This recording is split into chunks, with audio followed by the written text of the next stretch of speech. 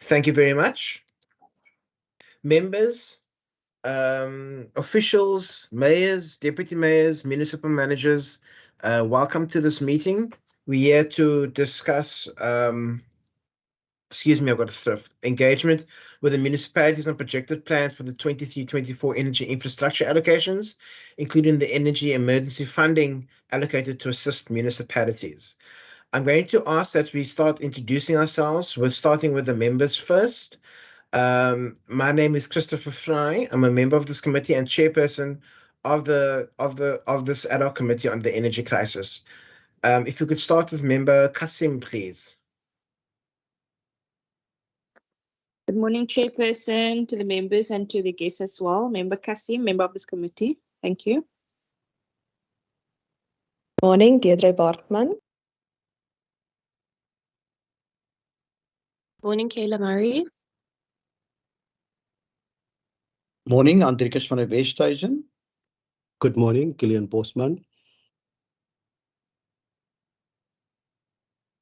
Good morning, I am Peter de Villiers. Good morning, Khalil Bankes. Good morning, Chair. Good morning, members. Good morning, everybody. Mbulelo Isaac Sleku, member of the committee. I apologize for that, members. Member Dugmore. Thank you, Chair. Yeah, good morning, chairperson, members and staff. Cameron Dugmore, thanks. Good morning. My name is Nomi Nkondlo, member of the committee.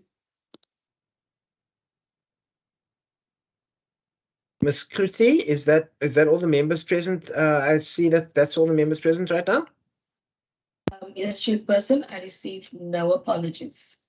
Thank you. I would just like to say right now that member Pretorius has mentioned that he will be joining a couple of minutes late, as he's got a few things to attend to in Swellendam. I'm now going to ask the officials to introduce themselves, and the mayors and the deputy mayors, starting with the Cape Winelands municipality. If they could introduce themselves, please. Good morning, Chairperson, Mr. Fly. My name is Elna von Schlecht. I'm the Executive Mayor of the Cape Winelands District Municipality. My official, Mr. Henry Prince, he will introduce himself. Good morning, Honourable Chair and members. My name is Henry Prince, Municipal Manager, Cape Winelands District Municipality.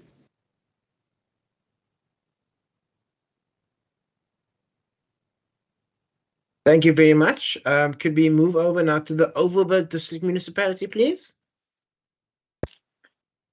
Good morning, colleagues. Mayor Saki Franken, Overberg District Municipality Executive Mayor, and I'll hand over to my Municipal Manager, Mr. Richard Bosman.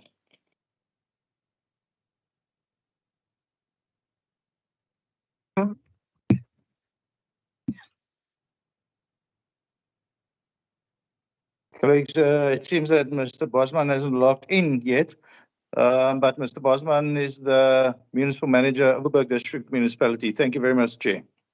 Thank you very much, Mayor Franken. Just before we go to the Theowaterskloof municipality, I see Member Marais is online. If Member Marais, if you could just introduce yourself, please. Good morning, Chairperson. Good morning, members. I apologize for being a minute or so late. Thank you.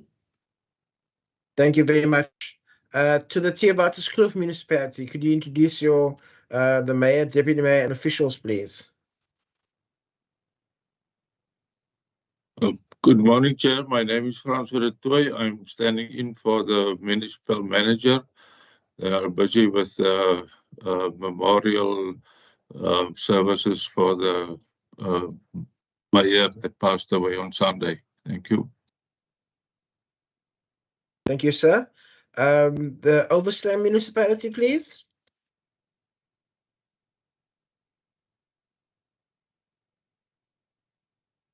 Good morning, it's Stephen Miller. I'm the Director for Infrastructure and Planning. I will do the presentation. I think the Mayor and the MM is busy with the preparation for a council meeting that's starting shortly.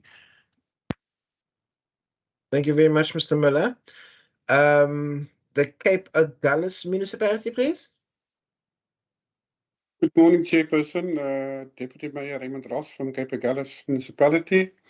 I just want to make apology on behalf of Executive Mayor Paul Swart. He's currently in the PEC meeting.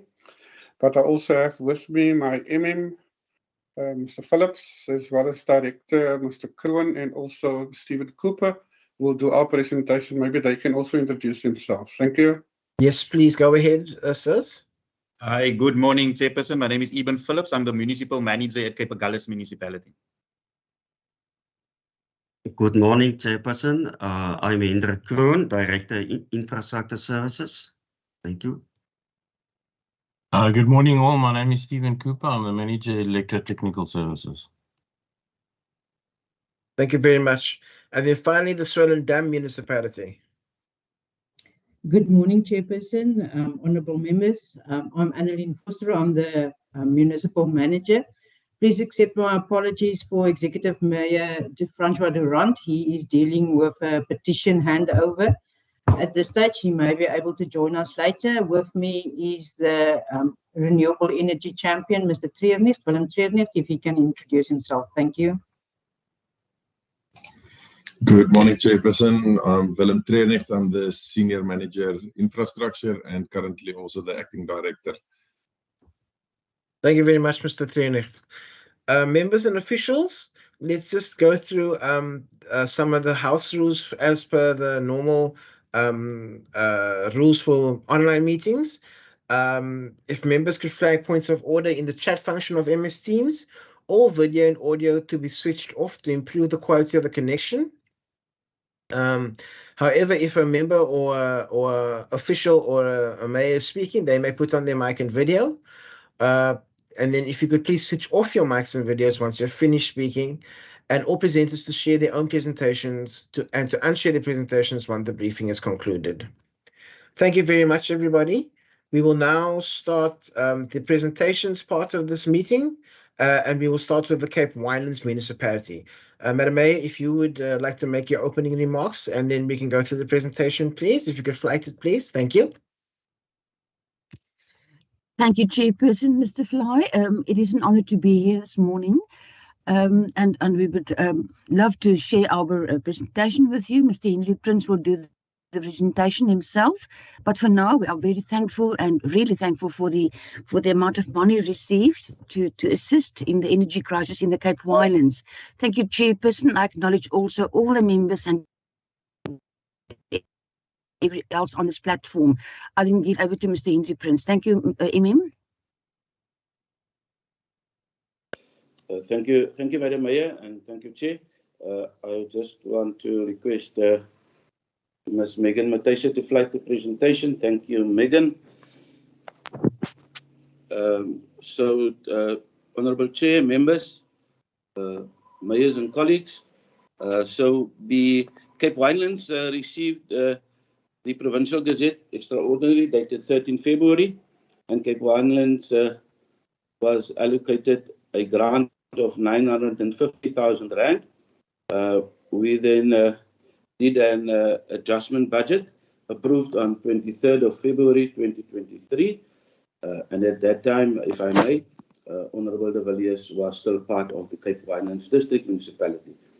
Then we advertised the tender after we've gone through a process of consultation to just ascertain exactly what it is that we would want to acquire, and then did the specifications. It went through the tender specifications, bid specifications committee, and the tender was advertised on the 5th of May 2023. It was the tender 2023/83 for the supply and delivery of 2 backup mobile generators, 100 kVA each. The bid adjudication committee, after we received the bids, could not award the tender due to non-responsive bids. A revised tender was advertised on the 14th of July 2023, and the process of evaluation of the bids for received currently underway, and the bid evaluation is expected that a bid evaluation and award is scheduled to be concluded before 30 September 2023. We submitted a rollover application to Provincial Treasury and we received approval. for that. And so the 2 mobile generators would be utilized within the Cape Winelands District municipal area as and when needed, and it would be placed at the Disaster Management Center in terms of our asset management policy and procedures, and they would then also be liable or responsible for maintenance of the assets when we receive it. And that is the current situation of the Cape Winelands District Municipality. Thank you, Honourable Chair. Thank you very much, sir. Members, that's the end of the presentation for the Cape Winelands District. Are there any questions to the presentation? Chair, must we raise a hand there? I forgot Yes, to please. Yes, You raise your hand. Okay. It's raised. Thank you. Am I recognized? No. Member van der Westhuizen, Member Nkondlo, Member Maree, and Member Damo. Can I ask that we limit the questions to 3 for this round, please, so as we can give the presenters enough time to answer. Member van der Westhuizen. Thank you, Chair, and thank you for the presentation. My questions are the following. The first one is, can you assure us that you already have enough backup power at your offices, say, for example, in Worcester and in Stellenbosch, and perhaps other sites, so that service delivery can continue during load shedding? Secondly, what were your considerations when you drafted the specifications for a 100 kVA generator or generators? Where do you envisage using them, and would they be big enough? Because what we've seen is that in many cases, people have had to go for generators that were considerably bigger than what you specified. And then lastly, do you envisage that these generators would be available, for example, for municipalities when they have needs to, for example, pump water or treat sewage, etc.? Would these be available also for other municipalities within the district's Winelands area? Thank you, Chair. Thank you, Member van der Westhuizen. Member Nkondlo. Thank you, Chair, and good morning again to everybody. My question, Chair, follows from Member Andrika's, but mine one is, what would have been the issues around non-responsive? Is it being unable to secure any bidder of that tender, or it's a question that none was meeting the specifications? What exactly is the meaning of that non-responsive? The second one is that given that there has been a rollover, and I'm assuming, correct me if I'm incorrect, that the rollover is on the basis of inability to secure a service provider. What work has been done now that there is a rollover, and assuming that that rollover will still carry the same project? What has been done to deal with the issue that would have initially led to the bid being non-responsive? So that's my second part, Chair, of the question, and I think I'm okay for those two for now. Thank you very much, Member Nkondlo. Member Dugmore.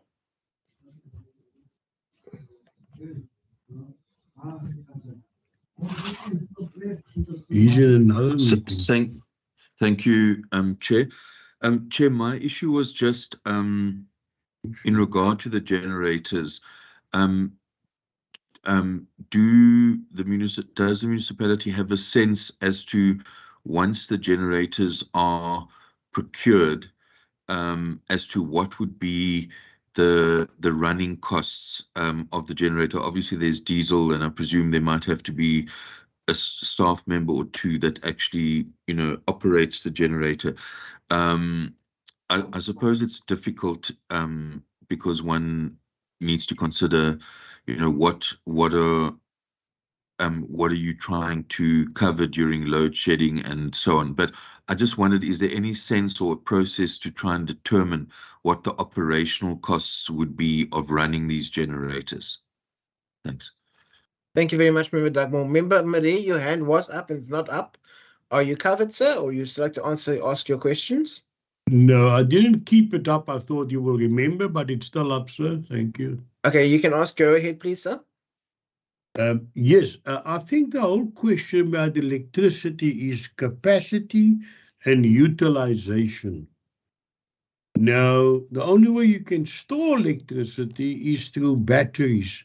Otherwise, as it is, you must utilize it as it's fed, because the grid is not a battery. So I want to know, was a proper needs analysis done as to your total needs? And was your needs the 950,000 Rand received, or was there a significant shortfall that will not enable you to meet your needs? The utilization of that. So what will utilization be versus the capacity? What is your capacity of these generators? How much of that will you be using? And is it sufficient, or will you still have less capacity in terms of your needs, or does that suffice? Was a proper needs analysis done of your total needs, and was that met by the 950,000? Thank you. Thank you very much, Member Marie. I do see Member Brinkhuis, but there are 7 questions right now that I see here. Can I ask the presenters to answer their questions, and then Member Brinkhuis, if I can take you in the follow-up round, please, sir? Chairperson, this is the Mayor speaking. It's fine.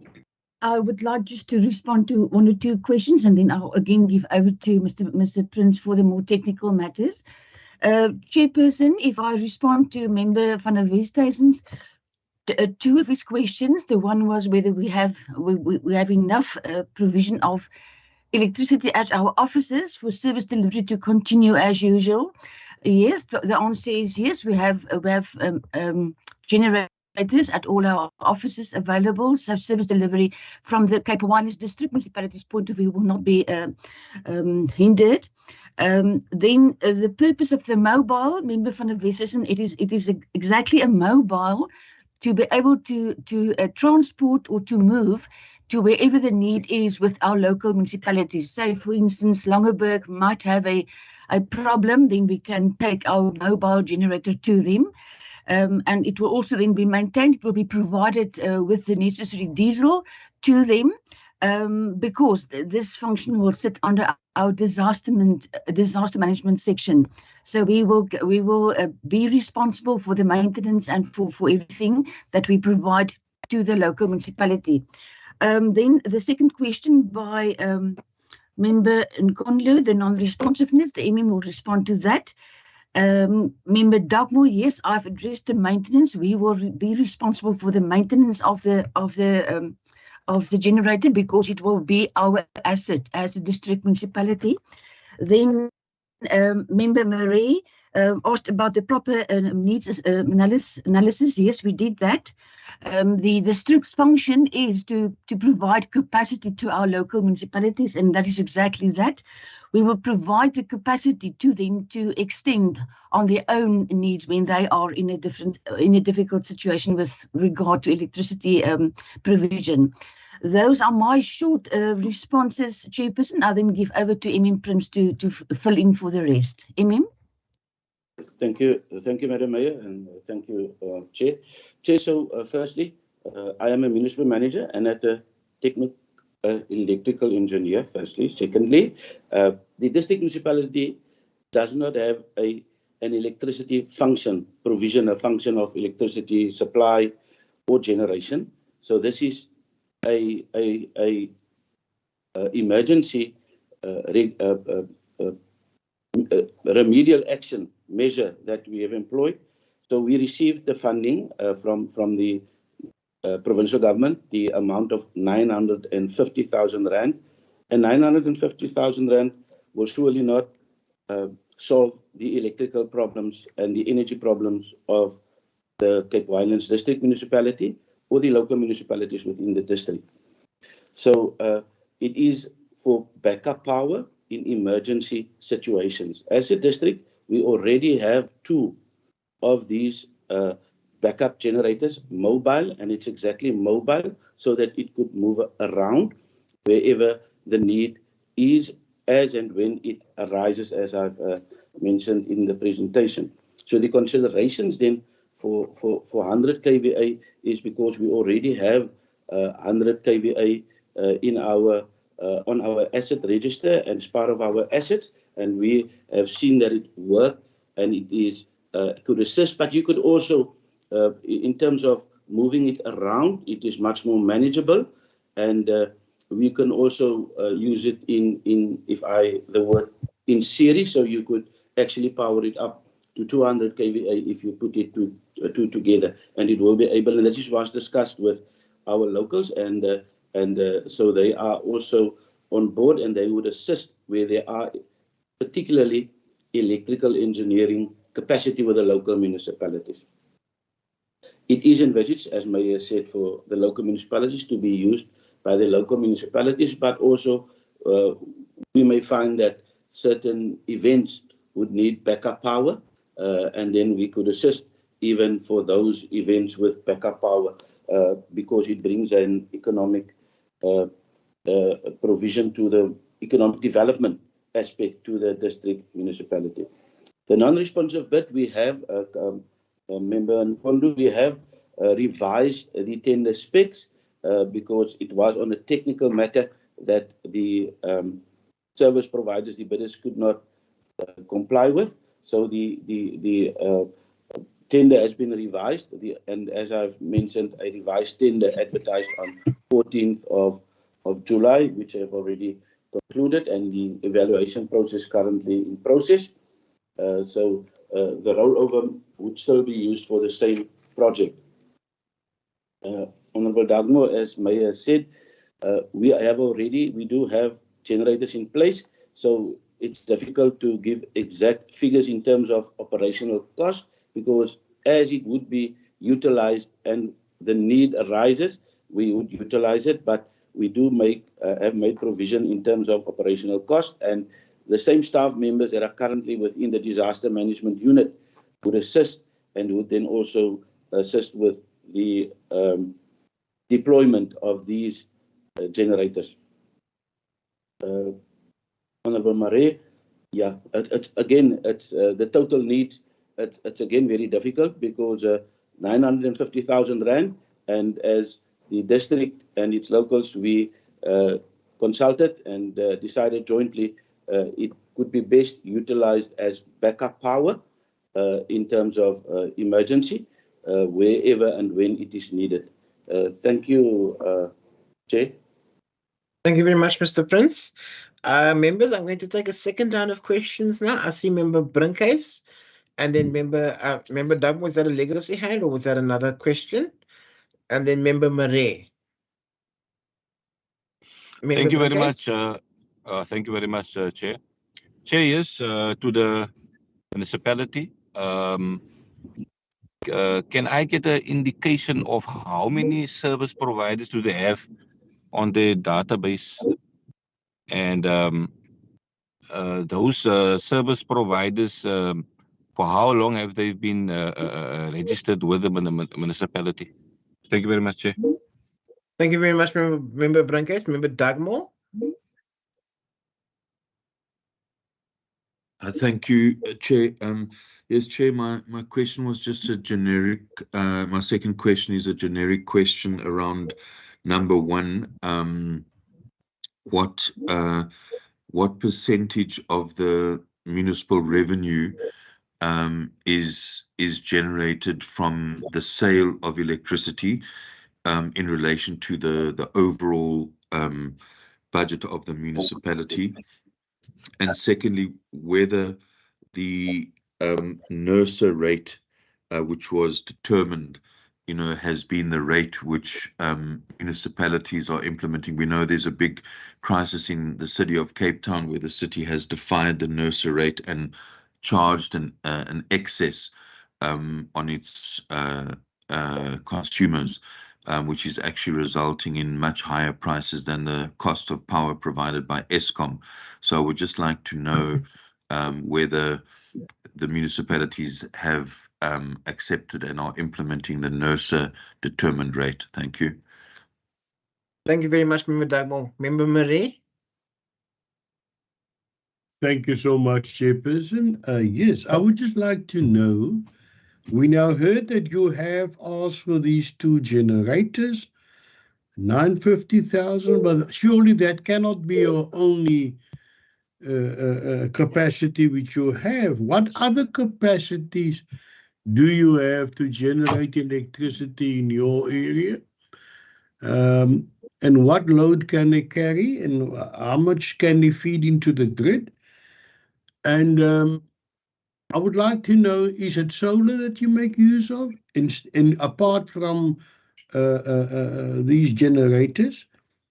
And do you intend, or do you foresee you might need more generators?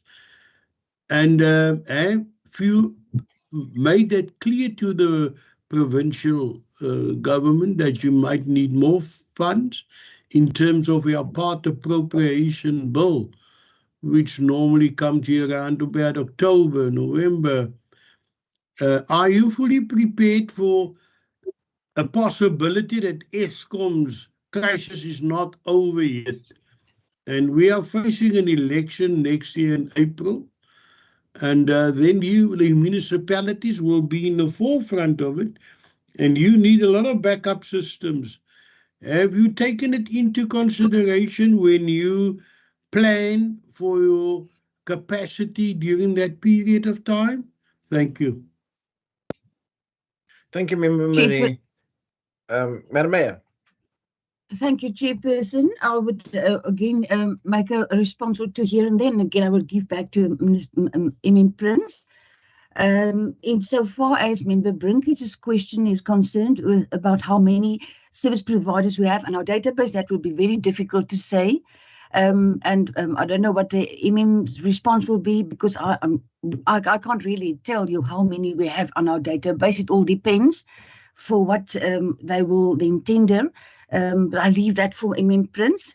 Member Dagmo, about the sale function of electricity.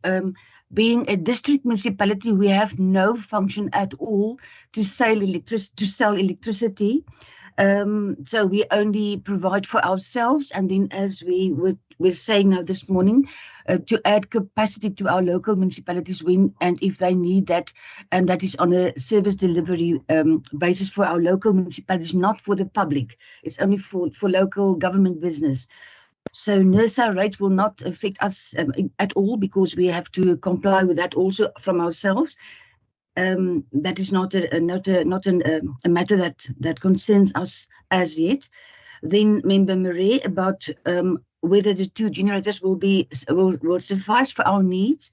For now, that was the analysis, that was the needs that we thought that will suffice. And again, we have our own generators already in place at all our 5 offices across the district, and they will, of course, be functional. They are functional. The 2 generators that we will now buy will be solely for the provision of backup energy to our locals. Prince, can I give over to you to fill in the technical details, please, sir? Thank you, Madam Mayor. Yes, of the supplier database, it is a moving target.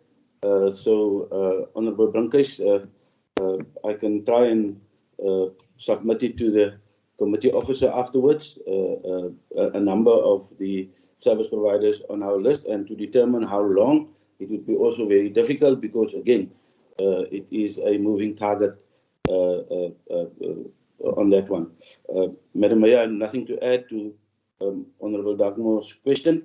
We are not in generation or supply, so it's not applicable any rates or NERSA tariffs on the district municipality.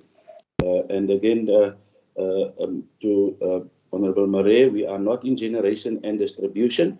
However, I can safely say that for the Cape Winelands district municipalities, in terms of business continuity, we are covered, we are prepared, and whatever happens, the Cape Winelands will be able to power and carry on its business during load shedding. Currently, we have a challenge, not with our own generation and supply for our own needs, but due to service providers in terms of internet and so forth having problems. And that's why currently for this week we've been offline. But now I'm able to use a dongle or my own data, but that is something that is also applicable to other businesses within the Greater Stellenbosch area currently. But for our own needs, we are fully covered. Thank you, Chair. Thank you, Mr. Prince, for those answers. Member Brinkers, I assume that that's a legacy hand because that hand didn't go down after you answered your question. Indeed, Chair, yes, that is a legacy hand. Thank you. Thank you very much. Members, I don't see any further questions to the Cape Winelands District Municipality team. Therefore, I wish to thank them for their presentation, Madam Mayor and Mr. Prince.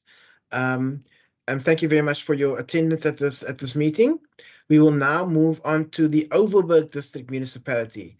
If the team can come forward and put the presentation, please. The Overberg District Municipality. Good morning again, colleagues. Mayor Franken on the side. Colleagues, first, or Chair, first, just allow me to thank the Western Cape government for the contribution for the generating capacity for the Overberg District Municipality. It's really going to assist our communities and especially our B municipalities quite a lot.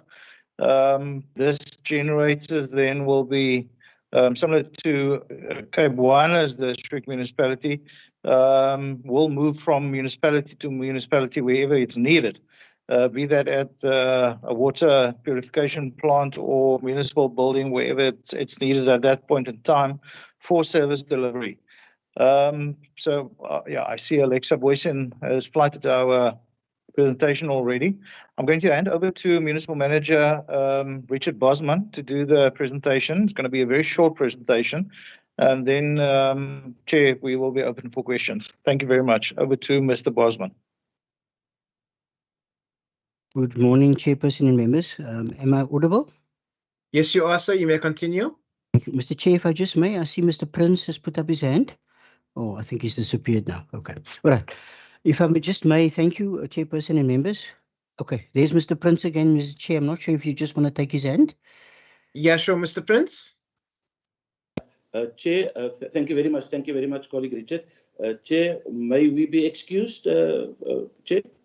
Yes, you may, sir. Thank you very much. Thank you very much, Honourable Chair and members and colleagues. Thank you very much. Have a good day. Thank you. Thank you, Mr. Bosman. You may continue. Thank you, Mr. Chair. Just very briefly, ODM district covers Cape Agulhas, Swellendam, the Overstrand area, as well as Theewaterskloof. Our allocated sum was 1.6 million. We submitted the business plan on the 3rd of March. And in terms of our business plan, we're purchasing 3 mobile 100 kVA generators for use within the district as required in emergencies. One of them will remain at our disaster center with a backup on a UPS to make sure that our disaster management center remains functional during any emergencies. And then the other 2 mobile backup generators, you will see from the pictures, have been delivered. They will be mounted on custom-built twin axle trailers, which we are expecting delivery of within the next few days. And these will then be for use throughout the district. The 2 generators have already been delivered. They were delivered on the 29th of June. We were in the fortunate position, Mr. Chair, that we had a tender that was open as we'd purchased a generator for our own use previously. So we were able to capitalize on that. We're expecting our 2 custom-built trailers to be delivered by tomorrow, which is the 31st. And what we are going to do, due to the distance and the area, we're actually going to be deploying these 2 generators, one in Swellendam, which is our furthermost point in the east, and one in Caledon, which is on the north, which will make it easily accessible to the Overstrand as well as the Cape Agulhas areas. They will serve as backups to our locals to assist them when they have emergencies relating to electricity supply. We have signed a TPA with Province already. And in fact, we had a portion that was not spent yet, and we got permission for the rollover to take place, and that has taken effect already. So we've got approval. So we're hoping to conclude our entire procurement process by tomorrow, Chair, so that we can deploy the trailers accordingly, so that in the event that Swellendam needs a trailer and a 100 kVA generator, it will be at our roads depot in the same town, as well as in TVK. Why we chose Swellendam and TVK, Mr. Chair, was, you recall during January, Feb, we had the sudden reversion to load shedding stage 6. And we found that our 2 municipalities who had the most challenges were in fact Swellendam and also Theowaterskloof municipality, because they also experienced difficulties with the Overberg Water Board. So we just felt that from an operational point of view, locating them there would reduce the response time and also make it more easily accessible.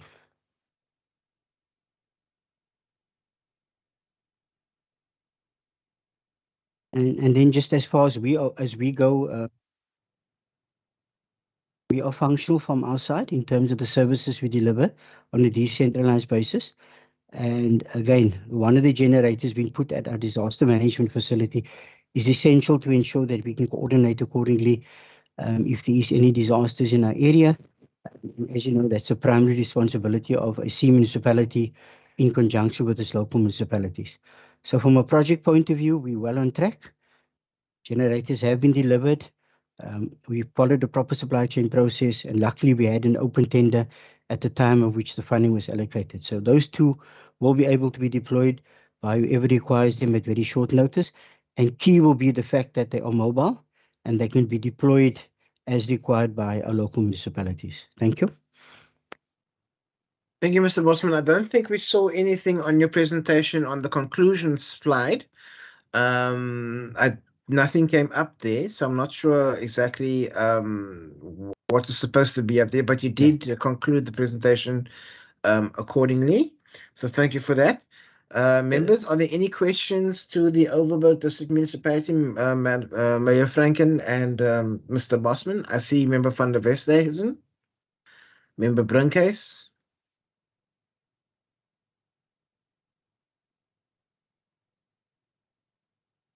And that's it. Member van der Westhuizen? Yes, thank you, Chair, and thank you for this presentation as well.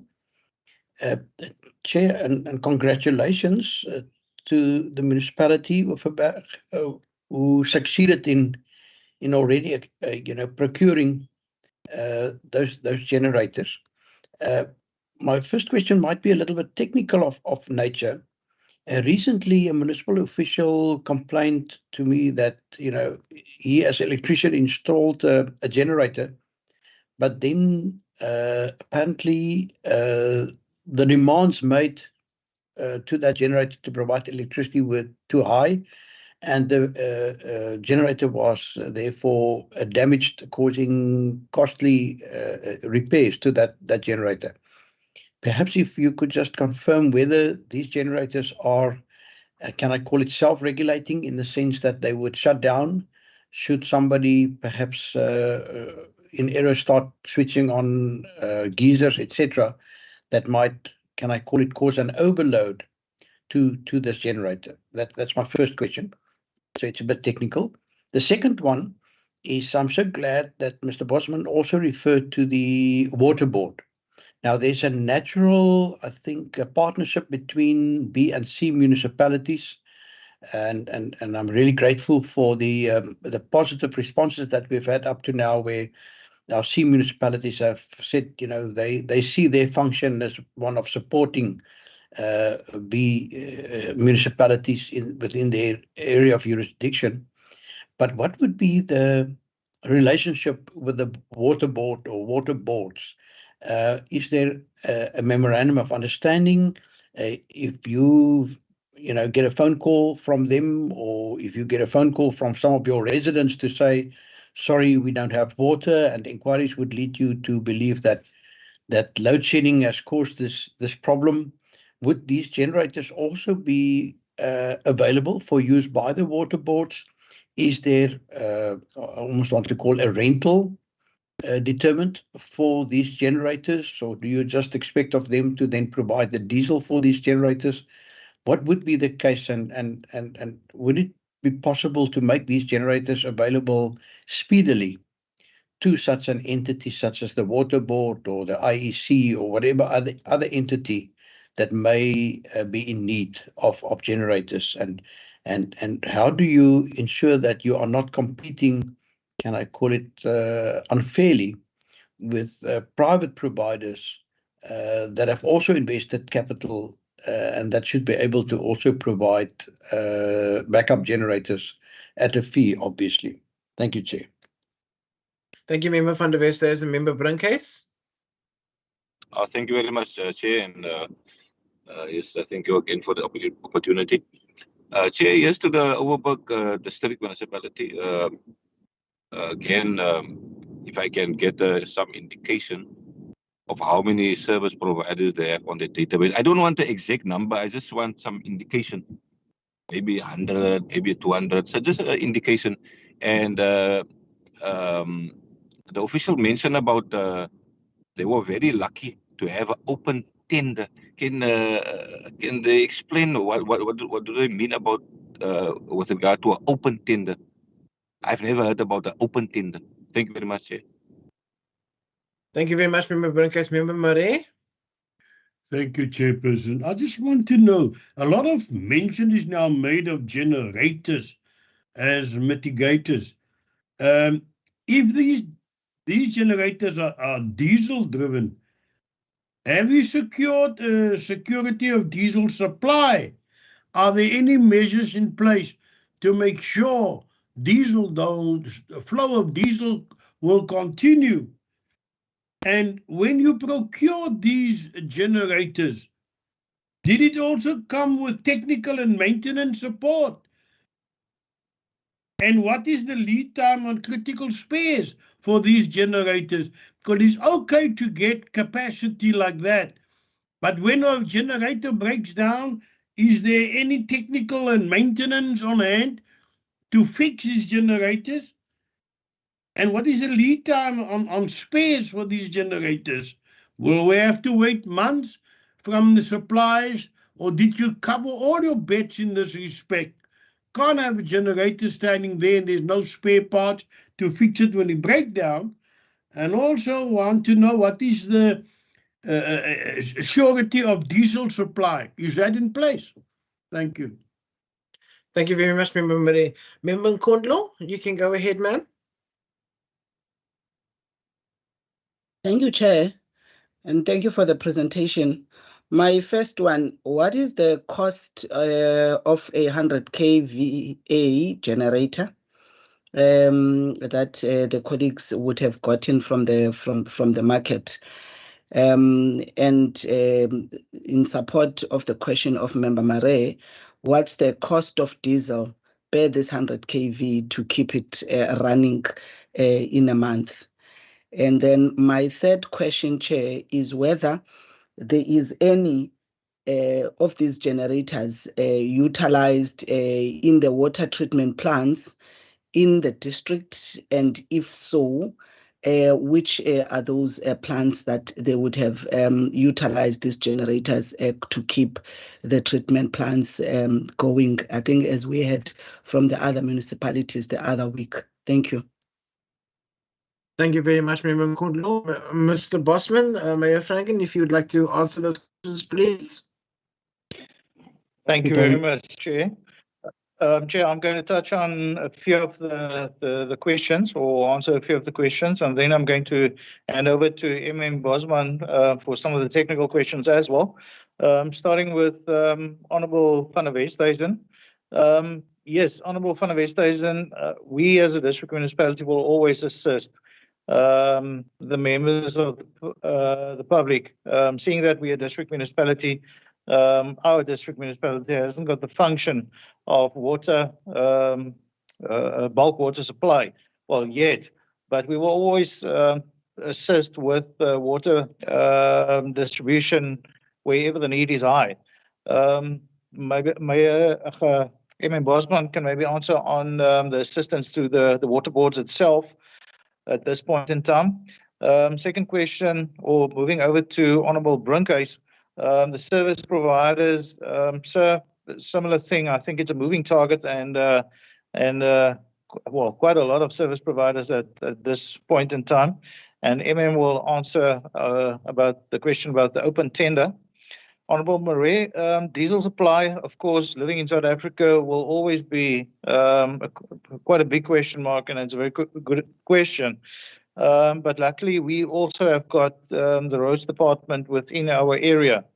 And so in our area, we've got 4 big depots, roads depots, that is, with quite a lot of diesel supply. So whenever there's a crisis or disaster, we can always fall back on that diesel supply as well. And well, one of the big tankers in one of those depots is roughly between 120 and 140,000 liters of diesel. So that'll take you quite some time to empty that. That's just tongue in the cheek, but always diesel will be a problem. But we've got supply. Then on the repairs and maintenance, similar to our fleet that we maintain, yes, there will be a maintenance plan for that generators, spares, and the lead time. Honourable Marais, again, I think it's an open question and a very good question, but yes, there is spares available for those generators. The question always is, how quickly can we get it? Similar to our vehicles that we drive, being it a Toyota or a Mercedes, we always struggle with spares. And then to Honourable Nkondlu, the cost, I'm going to ask MM to answer that question. The cost of diesel per month, Honourable Member, of course, it depends on how long you're going to use that generator and to what capacity. And the water treatment plants, or the question about the water treatment plants, yes, we are going to send them to exactly that. It's not allocated to a particular water treatment plant, rather to any treatment plant that needs generating capacity at that point in time. But right throughout the whole district, there is generating capacity at our water treatment plant. So that will only be in say, for the instance, when capacity goes down and when a generator sees up at a water treatment plant. Yeah, for the technical questions, I'm going to hand over to MM Bosman. MM Bosman. Thank you, Mr. Mayor. If I can just start with Member van der Westhuizen's question. The first one, Member van der Westhuizen, yes, the generators are self-regulating, that they will switch off in the event that there is an overload. And then you raised the question of the Overberg Water Board. I can say to you, sir, that we have cultivated a fairly good working relationship with the Overberg Water Board over the last year. And in fact, they're in the process of appointing a new water board. And I was in contact with Dr. Buthelezi, who is the chair of the board, as late as last Friday, just requesting an update on the process. But we've established a very good relationship with them. And yes, in the event of an emergency occurring and it is available to assist them, we would assist. They would then just have to pick up the cost in respect of the operating of the generators. But I can say to you that their capacity has improved. They've also acquired additional generating capacity since last year. So they are in a much better position to render services than previously. But yes, we do have a good open relationship with them. And as I've indicated, we are in fairly regular contact with each other. And in the event of us receiving any concerns from any sector, we make sure it's conveyed to them. And so relationships have improved substantially, and we're working towards the same goal, which is to improve the level of services rendered by the Overberg Water Board within our district. as that affects the Theewaterskloof as well as Swellendam municipalities quite extensively. Councillor Member Brinkhuis, if I can just go on to your question. So when I meant an open tender, I meant a valid tender, sir. A tender that was valid, that was put out for advertising, and the timing of the funding, my province. We had just previously purchased a 100 kVA generator for our own office use. And so when the funding came along from province, the tender was still valid. And on that basis, we could then procure the 2 generators on that tender as it had just recently been issued and it was still valid for that period of time. And then in terms of the database, Councillor, I could easily say hundreds, maybe even thousands of service providers on a database registered at the municipality. And if you'd like me to, I can do a snapshot of for you and then just send it on to committee services just so that you could get an indication of it. But again, it is a moving target because we have new people registering on the database on a weekly basis. And in fact, we encourage people to register on the database as part of our local economic drive. So in terms of the tender, it's not an open tender. It was just a valid tender as we had gone out and tender for 100 kVA generator for our head offices in Bredasdorp. So the tender period was still valid and we could still secure it at that prices. And then if I just may, Member Marais asked a host of questions. Yes, Member Marais, the generators come with a warranty and also the technical support was part of the pricing in terms of the installation, the testing, as well as making sure that the generators are functioning in terms of the warranty. So from a tech support, definitely, sir, the same company we will use as that was part of it. And then in terms of fuel supply, which is an important issue for generators, as you quite rightly say, we do have surety of supply, and that once again is based on our database of approved suppliers. And in fact, we check on a weekly basis with them because of the nature of the services we render. So we do keep in touch with our company, and when we hear any issues around possible shortages, we do make sure we stock up our tanks, but we also make contact with the Western Cape Disaster Management Centre as they have an open line to Astron Energy in respect of the supply and delivery of diesel. And what we will also do in the event of an emergency services, as well as our emergency staff in the area. And then, Member Nkondlo, you asked me for the cost of the generators. I can give you for the 2 generators that have already been delivered, and that was 374,000, and they were delivered on the 29th of June, as the photos have indicated. We haven't run the generators yet for an emergency, so just based on the cost, it would be a bit difficult for us to give an indication now, and that would then obviously be for use by the respective local authorities. And then in terms of the water treatment plants, that question would best be answered by my colleagues in the B municipalities, as that is a function which they have, and I do know that they do make use of generators at their treatment plants, but they would be able to give you some more specifics. Thank you, Mr. Chair. Thank you, Mr. Bosman. I do see a hand of Member Marais. Are there any other hands, members? No. Member Marais, you may go ahead, sir. Mr. Bosman, you made my day now. That was a far better response. I was getting very, very worried about risk management when I heard that the responses to spares and diesel, I knew we're heading for trouble here if we're not covered in that respect. But you've now, by telling me that you have better control, I know that you've looked at the risk management factors because we've got to own the process, and otherwise disaster will hit us. So I just wanted to say to Mr. Bosman, thank you for your comeback. That's a Muhammad Ali comeback. You knocked my questions off the agenda, my follow-up questions, by confirming that you have control now over the issue in relation to security on spares, maintenance, and diesel. Thank you. Thank you, Member Marais. Members, if there are no further questions, Mayor Franken and Mr. Bosman, thank you very much for your presentation and for your for your input. Mayor Franken, would there be anything that you'd like to add as a closing remark on your side, sir? Sorry, Chair, from my side, no, not really.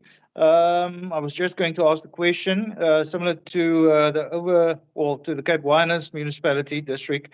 If you will please excuse me from further for sitting in for the rest of the meeting, seeing that I've got just one or two issues I need to deal with in Swaziland now.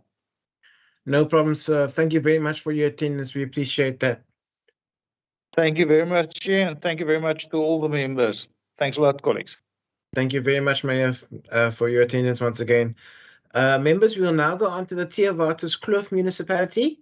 If the Theewaterskloof municipality team can please flight the presentation.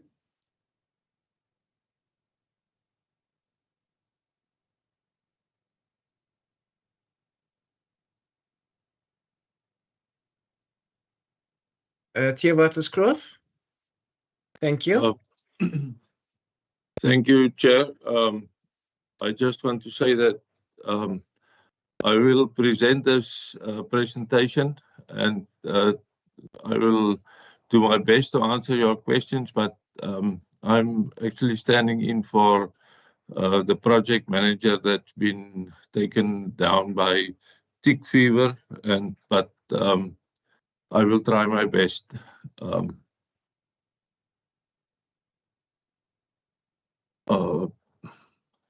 I'm not sure how to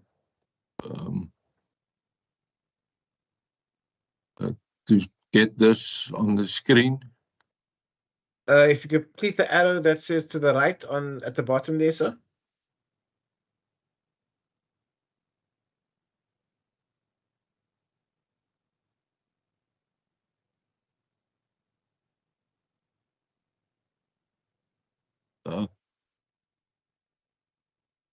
Good day, Chairperson. Ms. Christie, yes. Yes, I can share the presentation for the presenter, and then they can just tell me when to move to the next slide if that's in order. Okay, Mr. Detroit, Ms. Christie can flight the presentation on your behalf, if that's okay with you. That's okay. Thank you very much. Okay, Ms. Christie, may go ahead.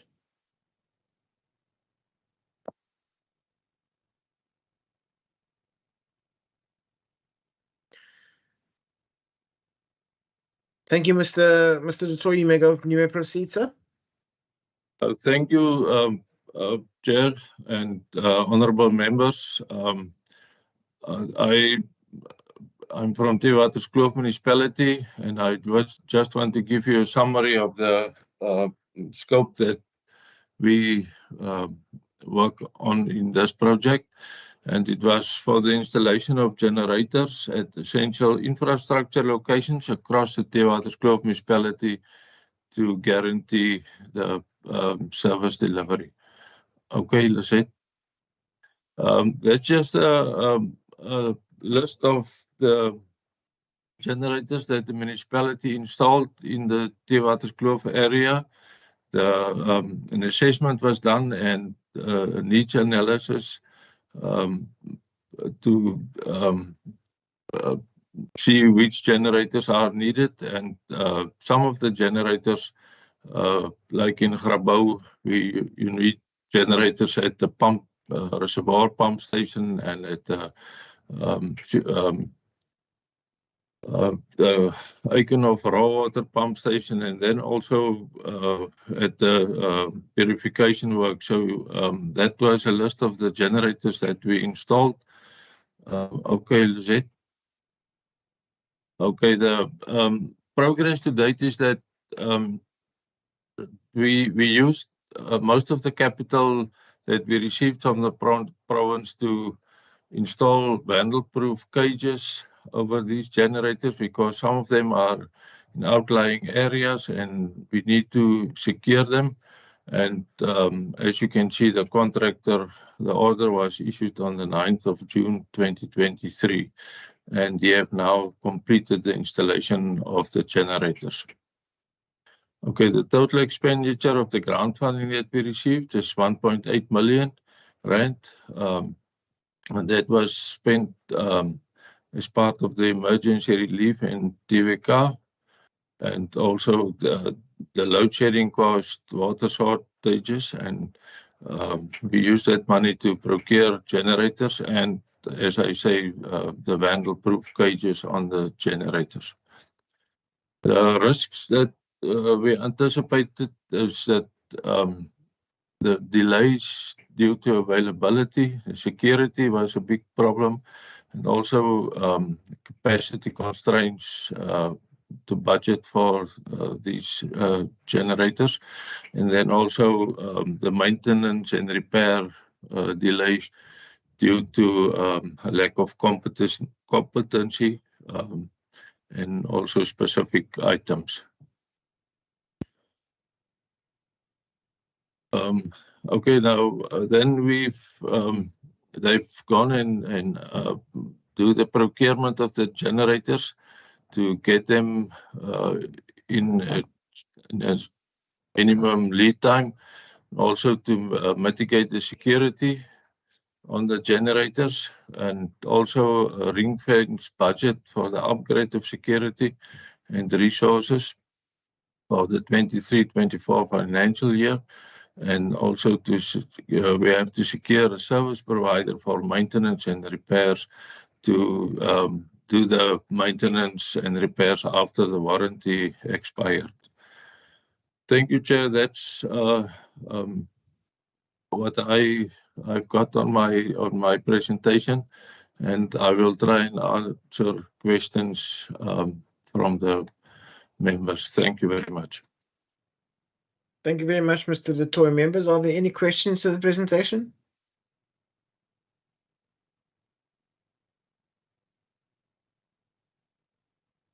I see members America, Van der Westhuizen, and Marais for this round. Member America. Good morning, Chairperson, and thank you for the opportunity, and once again, thank you for the presentation.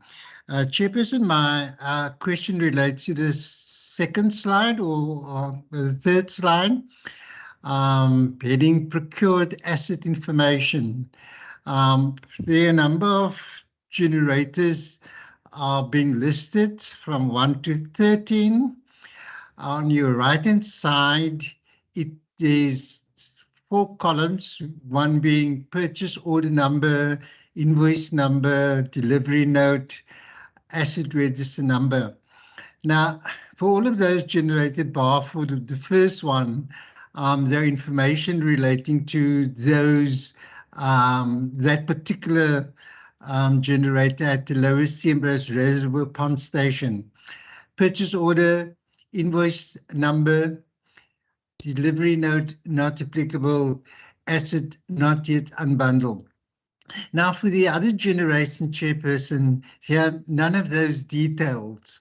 Can I get assurance that for all of those other generations that were procured, whether they were procured, what are their various purchase order numbers and their invoice numbers, and on which date were they sort of delivered and installed, and were any asset register numbers allocated to those generators? Thank you, Chairperson.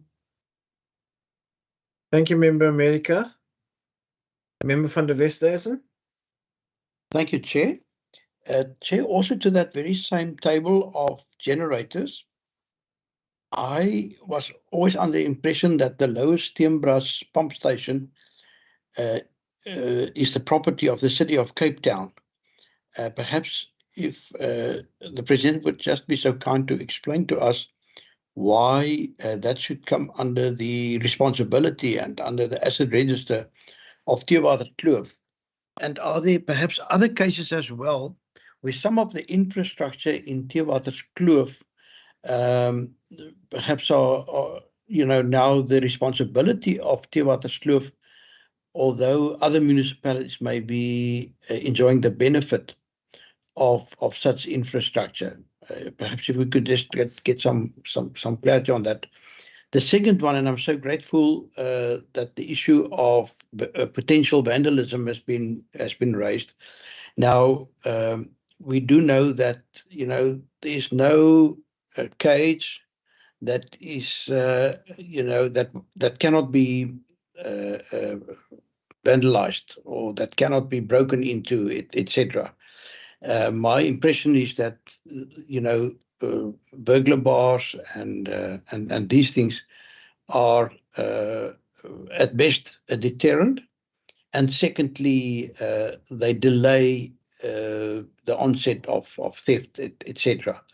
So can I perhaps just hear from you, are you also employing other measures to safeguard assets such as these generators, such as, for example, alarm systems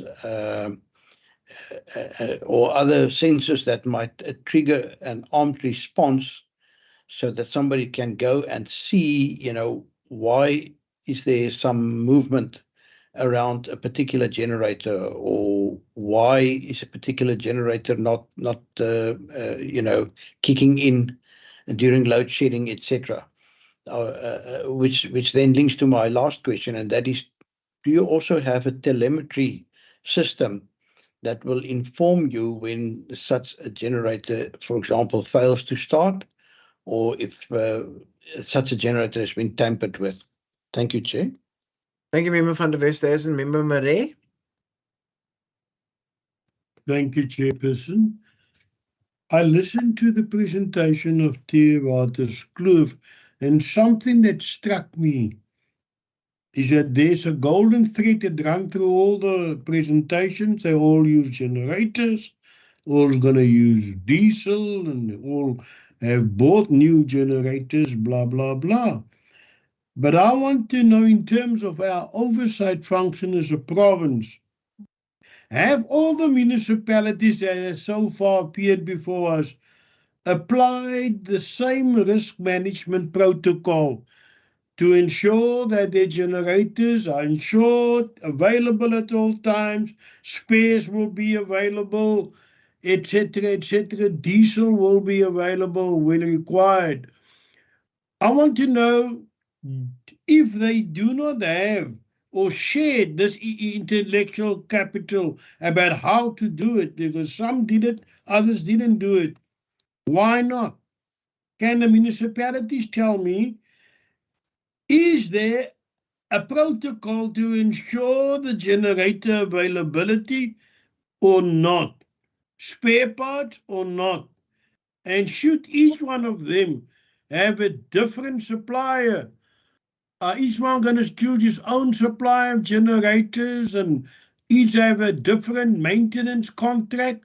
Or can they work together in terms of cooperative governance to make sure that best practices are for all these municipalities an issue, and not each one to go his own way? I would like to know whether the municipalities before us have consulted with each other. Overberg, Theewaterskloof, Oorbestrand, do you speak to one another? Thank you. Thank you, Member Marais. Mr. Du Toit, if you could answer those questions, please, sir. Thank you, Chair. Member America, about the order numbers on that first, on that second slide, it's a bit, it's not very clear, but as far as I know, that is only one order issued for all the generators and one contractor that supplied all the generators. The other question from Honourable van der Westhuizen, the Stemras pump station, I think it's a bit, the other, that's in City of Cape Town, it must be the pump station on the other side, but this one is in Theewaterskloof area, and it's a property of Theewaterskloof. That's the pump station that pumps the raw water to the purification plant. We also, about the security, we also apply, we also have security patrols that we, that's patrolling these areas. As you said, that cage is only a delay the vandalism. So that gives us time that people can. We also have alarms on the generators installed. There is a system that send out messages to staff that they're tampering on the controls of the generator, and also the fuel, the state of the fuel is monitored on that system. And yes, there are some there are a telemetry or system that inform people if something goes wrong or somebody is tampering with that. The Honourable Member Marais, there's that as soon as the municipality take over this equipment, it will be insured, and the spares and maintenance, the installation include the spares and maintenance contract for first year, and that gives us time to procure another contract to do for a maintenance contract. And I also believe that we can speak to other municipalities and that we can do one or get work together to get maintenance and also supply of diesel on these generators. Thank you, Chair. I don't know if that's sufficient. Thank you, Mr. Du Toit. Excuse me. Members, are there any other questions that you'd like to pose to the presentation from Theewaterskloof? I'm done, sir. No more questions from me. Thank you. There's Member America. Yeah. Member America, you may go ahead. Thank you, Chairperson, and thank you for the response to the question. I'd like to know, Chairperson, whether is there a particular reason as to why asset numbers weren't allocated to those various assets? And secondly, the assets are spread over a fairly wide geographical area. What, if it is possible, what is the cost related to safeguarding those assets, namely the security patrols that's being deployed, and does the security costs, does it encompass a larger security contract with the municipality, or is it specifically geared towards safeguarding of those assets? Thank you, Chair. Thank you, Member America. Mr. Du Toit, if you'd like to answer that question, please, sir. Yes, Chair. To Member America, the asset register, this was an extract out of the last report that was sent to the Western Cape municipality, and the unbundling will take place when the asset is taken over by the municipality officially, and then usually they put an asset number and sticker on it, and to get that asset on the asset register, and also for insurance purposes.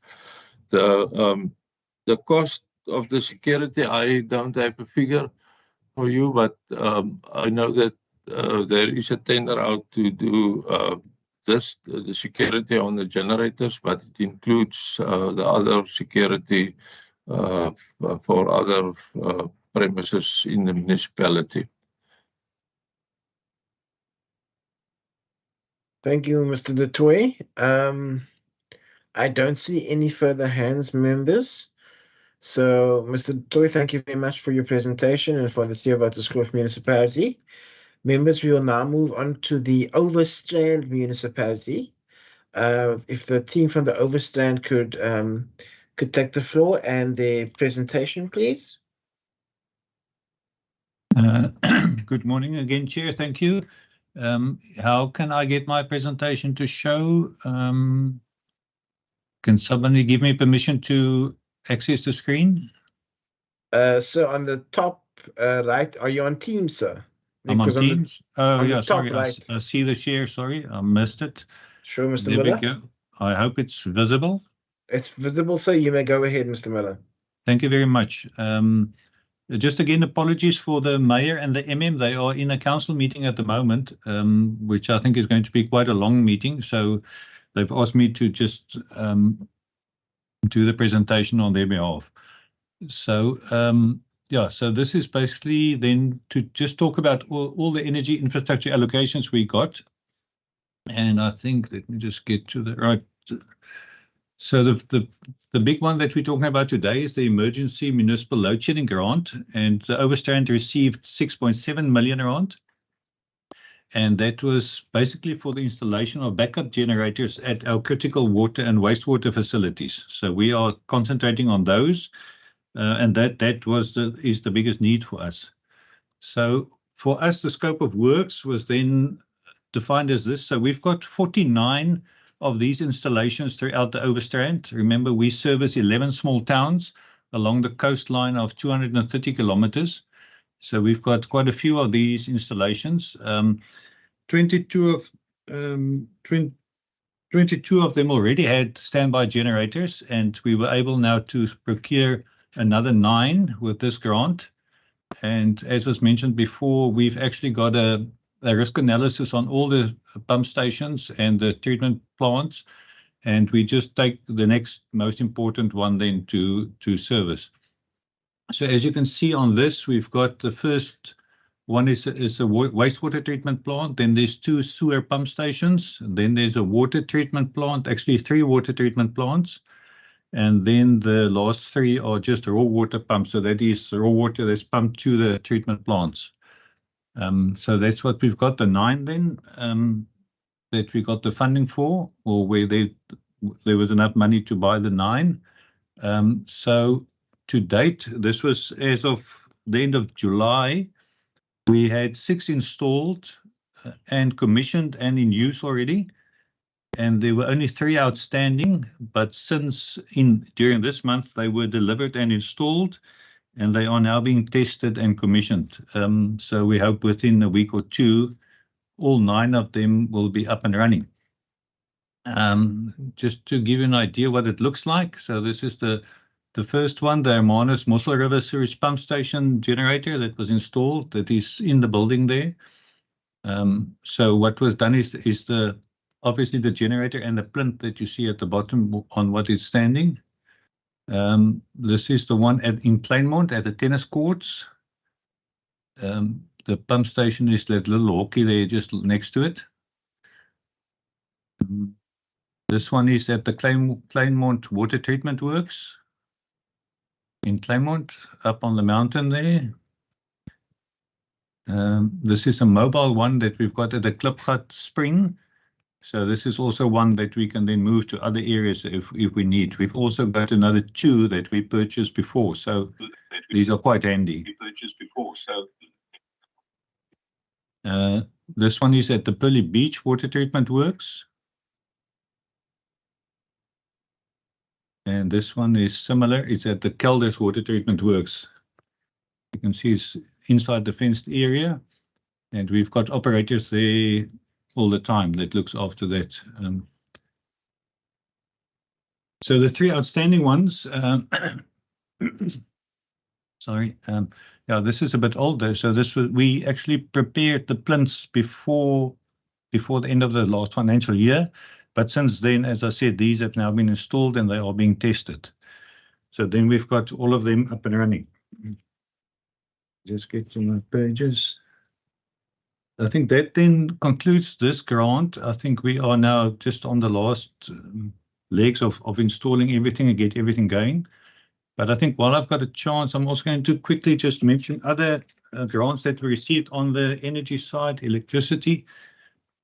So the National Department of Mineral Resources and Energy also gives us the INEP grant, and that is for electrification of government subsidized housing projects. So for this year, the current financial year, we've got 24 million for that.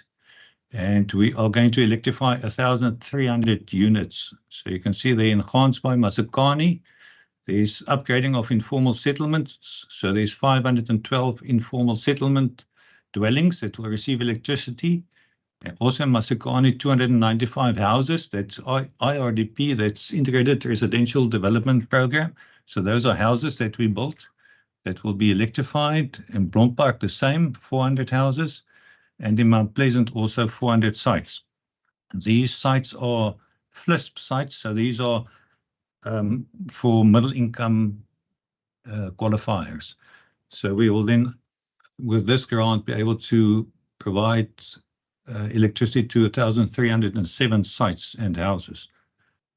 Another grant we get from the same department is the Energy Efficiency and Demand Side Management grant. So there we got 4.2 million, and that is to replace our old street lights with new energy efficiency LED lights. So I think this also helps a bit with the energy crisis. So in total, we've got 4,000 street lights, 4,100 about, and we started 3 years ago with our own funding to replace these lights. So we've done, the first year we've done 800 with our own funding. Last year we got funding from the same department and we replaced 836 lights. And this year we've got the 4.2 million and we estimate that we'll be able to replace 1,500 street lights. So by the end of this year, then we would have replaced 67% of all our street lights with these energy efficiency lights. And on average, because these lights are not all the same, but on average, we save 230 kilowatt hours per light per year. So by the end of this year, we will be able to save 720 megawatt hours per year because of this intervention. And then just something else that we've got a small scale embedded generation program, and that is where we allow our customers with solar or any renewable energy installations on their sites to feed any excess they have back into our grid. So at the end of June, we had 41 customers that signed up to this program. You can see we started in 2016 already, and with just one customer. And in total, we've bought from them about 600 gigawatt hours of energy so far. So this is this graph as we go along. So this also helps. It's not a lot of power, but it is growing. We're getting more and more. And apart from this, there's also a lot of people that install generating capacity but don't feed back into us. If we just look at over the years, the blue bars is the energy that we sell to these customers, and the red is what they sell back to us through there when they've got surplus. As you can see, it was growing quite nicely. The last year was a bit of it's not going so fast as we would like. But what is interesting, I think it must be because of the severe load shedding. It looks like some of the systems could not cope with the energy demand from the houses. So they bought more electricity from us, which is actually quite interesting. This is the feed-in tariff we pay to customers. Sorry, this is not cents, it's actually rand. So we started with 54 cents per kilowatt hour in 2016, and this year we are paying R1 and almost 4 cents per kilowatt hour that they provide us. That's then a quick overview of all the grants we receive and what we're doing about energy crisis. Thank you, Chair. Thank you, Mr. Miller. Members, are there any questions to this presentation?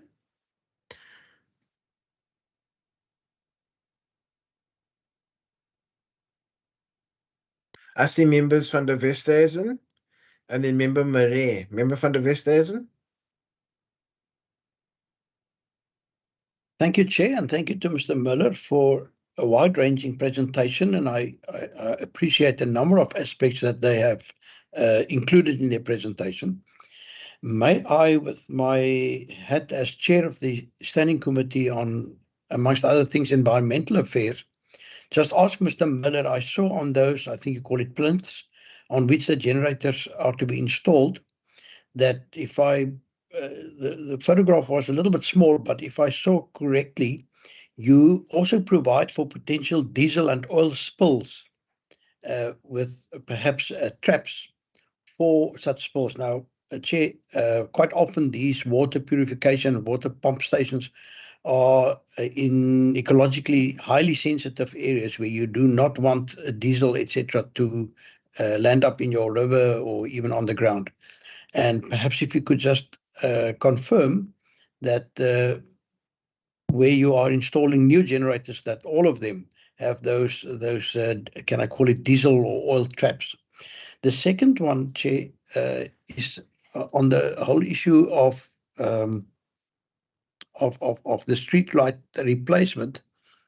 I'm highly interested. We do know that LED lights are more energy efficient in general, but we also find that you get LED lamps and LED lamps.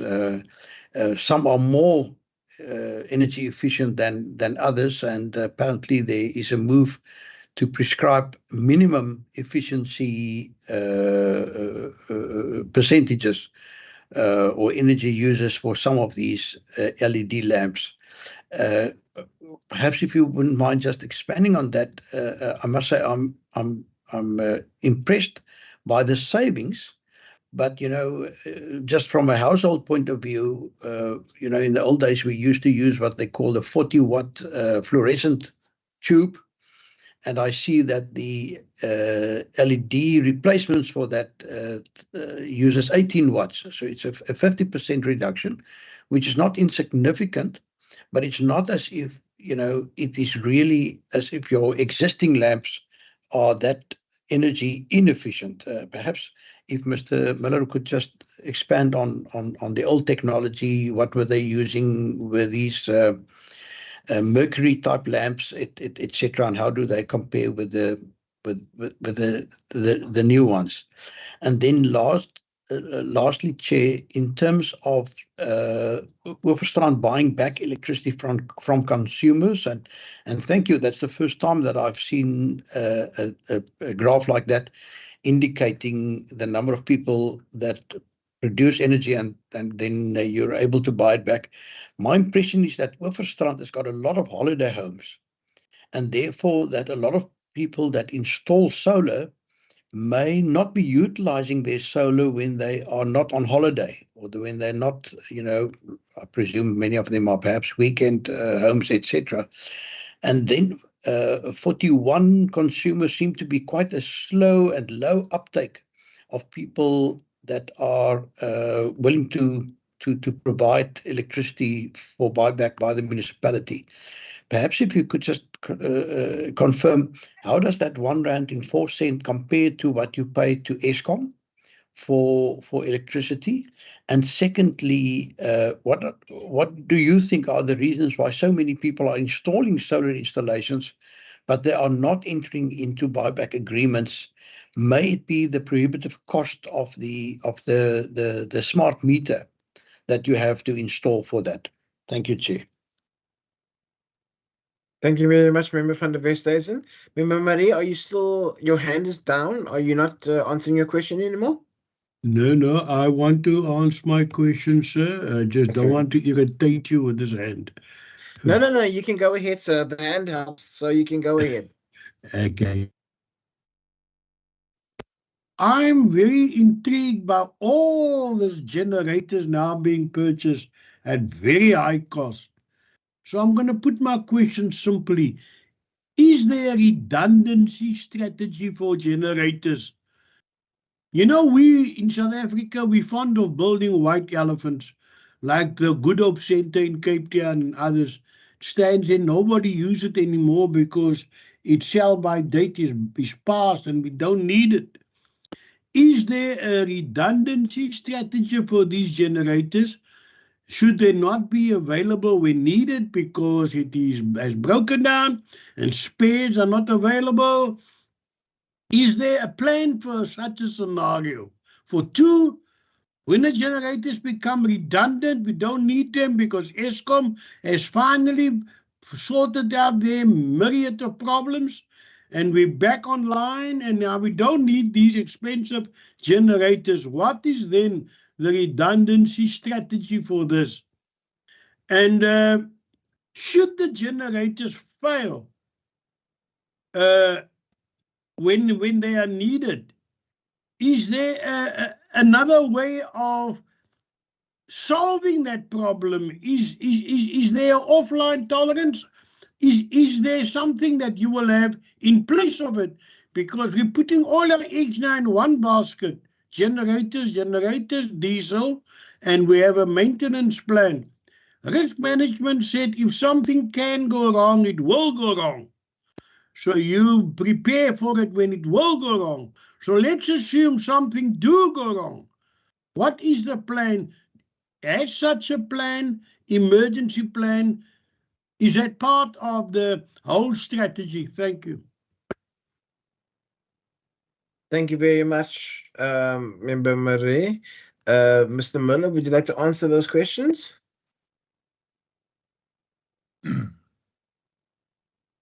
Thank you, Chair. Yeah, on the first questions on the bundled era, so you can see on all the generators they receive the same plinths, so there is a limited capacity there just to catch any oils or spillages that might occur. So that is a standard plinth that was designed for all the generators. On the LED sides, sure, there's quite a wide variety of street light fittings, and depending on the road, you get different specifications for what the amount of light you need on the street. And then we also have the high mast lights and so on. So I'm not technically so clued up on the, how many watts are the different types of lights. That's why on my savings there, I said on average, we're saving 230 kilowatt hours per year per light, but they differ. Some of them are more and some of them are less. I must say, what we found is we actually get for a lot less wattage, we get a much brighter light from the LEDs. So I think the LEDs we use are quite high quality. I'm not sure. I'm sure there must be some low quality stuff, but we're not buying from the local Chinese shops. We buy from reputable vendors. So we haven't had any problems. Even the ones that we've installed 3 years ago, we haven't had any problems with them. Yeah, so I would say in terms of savings of energy, it's quite a lot. And also the maintenance, we haven't really had any maintenance on the lights, but it's still early days. It's only the 3rd year now that we've got these up and running. But up to now, we've had almost no replacement that's were required. Then on the small scale embedded generation, the slow uptake, I must say there's a lot of people installing, and we've got hundreds of people that have registered with us, because if you don't feed back, we require residents to at least register with us so that we know of the installations, because often there are problems with the installation and they do feedback, and that then influences our network. So we need to know that. So we've got quite a few hundred that registered with us, but we also know there's quite a few that haven't registered with us. Why so few people applied for the feedback tariff, that is difficult to say. I think it is. Look, these things, especially the ones that were done first and the bigger installations, are people with a lot of money, because these things cost a lot. People spend up to 500,000 rand to install some of these bigger systems. So I think for them, the amount of just as the slip of registering and administering something like this compared to the income that they will get from it is maybe not worth the effort. That's the only thing I can think of, because I don't think people that need money normally install these things. I think things are changing slightly. We've got more and more people installing, and also smaller and smaller systems. So in general, the average size of a system is about 5 kilowatt. Is it kilowatt? Kilowatt systems. We've got some small ones down to 3, and then the biggest one we have is I think a 50. But in general, we have the most popular one is a 5, and then we got quite a few 8 kilowatt systems as well. Yeah, it's difficult to say why people don't take it up. We do market it. It goes out, yeah, and we've been going for quite a while. So then on the Eskom rate, I think our average. You see, it also depends on the time of day that we buy from Eskom, because we on time of use with Eskom. So depending on the season in the year and the time of the day that you buy, the rate varies. I would say roughly, sure. I don't have that figure in my head, but I would say on average we are paying Eskom between R1.30 to R1.60 maybe. That's just a guess. If the member wants more detail, I can maybe just try and find that figure for him and then let him know about that. Then on member Maria, yeah, the redundancy. Look, we've had some of the generators installed many years ago with our most critical infrastructure, like the big water and wastewater treatment works and the big sewer pump stations, where we cannot afford to fail. We've always had generators there, so it is part of our normal operation and maintenance practice. In our critical infrastructure, we must have a backup. So now with load shedding, it's just become more urgent, because even areas that were normally quite low risk become a high risk if you don't have power for 4 hours or 6 hours during a day. Remember, almost all our our pump stations, our sewer pump stations all of them sit on the coast. So for every suburb, it drains down to the coast, and then you pump it over to the next suburb and to the next suburb. So if they overflow, they flow directly into the sea. And we've got areas, for instance, like a Blue Flag Beach or in the CBD, close to restaurants and things like that. You cannot afford to have a spill there. So we've always had standby generators there. And we've got quite a good system of operating and maintaining them with a contractor. So they run around and make sure that the diesel is filled up, and especially with the mobile generators to provide security as you move the generators around.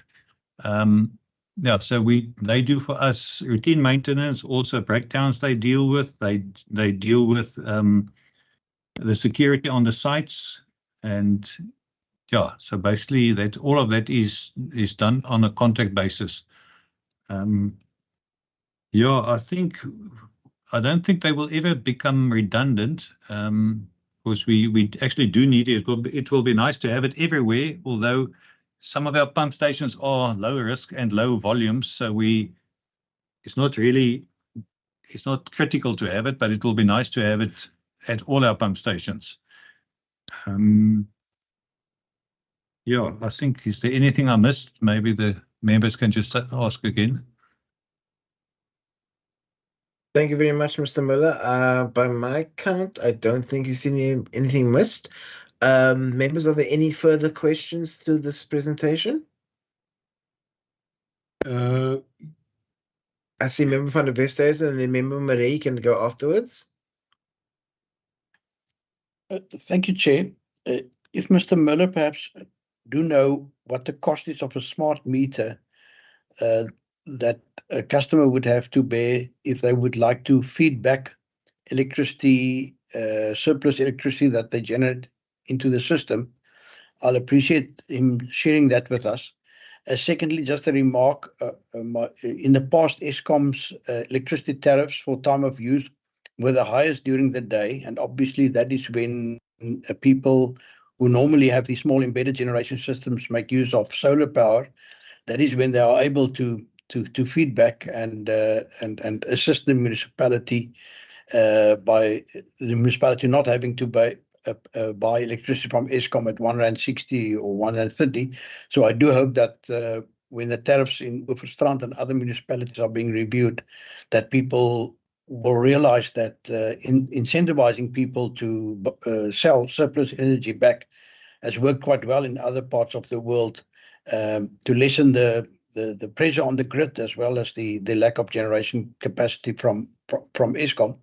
And then just lastly, Chair, in terms of the customers being able to generate electricity and then by alternate supply, perhaps if Mr. Muller could just inform us of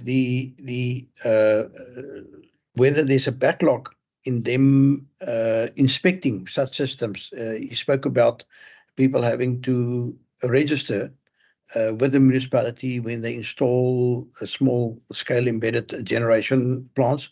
Now, that is a general practice, but I do know that in some of our particularly bigger areas, that there's a huge backlog currently because the municipality wants to come out and inspect the installation to see that it complies with municipal regulations. Perhaps if Mr. Miller could just tell us, is Hoofstrand keeping up with the current demand or the current number of applications that need to be inspected? Thank you. Thank you, Member van der Westhuizen. Mr. Miller, I know, just making sure that you know that you're still sharing your screen, sir. Oh, sorry. I'm just trying to find that feed-in tariff. Okay, if you could stop sharing your screen, sir, please. Yeah, sorry, I'll go back to my other presentation. If I can find it, I lost it. No, you can just stop sharing your screen. That will be fine. I can't even find my screen, but I'm there now, and I'll stop sharing. Thank you. Thank you. Member Murray? Yes, something that came up. I don't think it's been given enough attention, sir, because that's why I'm bringing it up now. I know we know now what the municipality does. It's got a plan, and that plan centers around generators. But individual households, they use solar panels. And the municipality, if any one of them was asked, tell me, what is your municipal waste management protocol when having to deal with solar panel waste? What you going to do with all this solar panel waste? Once it becomes redundant on household roofs. Have you got a plan for that? I see a lot of things has not been touched. A lot of things is not been prepared for because we didn't hear it in any of the presentations. I want to put it out there. Is there any plan for solar panel waste? Thank you. Thank you very much, Mr. Muller. If you could answer those 4 questions, please. Yeah, on the smart meter, I think it is in the vicinity of about 10,000 rand per meter. That is the last figure I've got in my head. It could be a bit more now. I'm not sure. That's what I've got. In terms of the Eskom rate, yeah, Eskom has got, except now for the different seasons, they've got a off-peak, which is basically during the night, and then they've got a standard rate, which is between, it's basically from, say, 9 o'clock until 4 o'clock in the day, a little bit later up to 6 o'clock, and then the peak hours are the morning peak, which is about from 6 to 8, 6 to 9 in the mornings is the peak hour, and the afternoon peak is from 5 to 8, say, more or less. So most of the feedback is in that standard period during the day, that we've got sort of a little bit of a slump in the demand.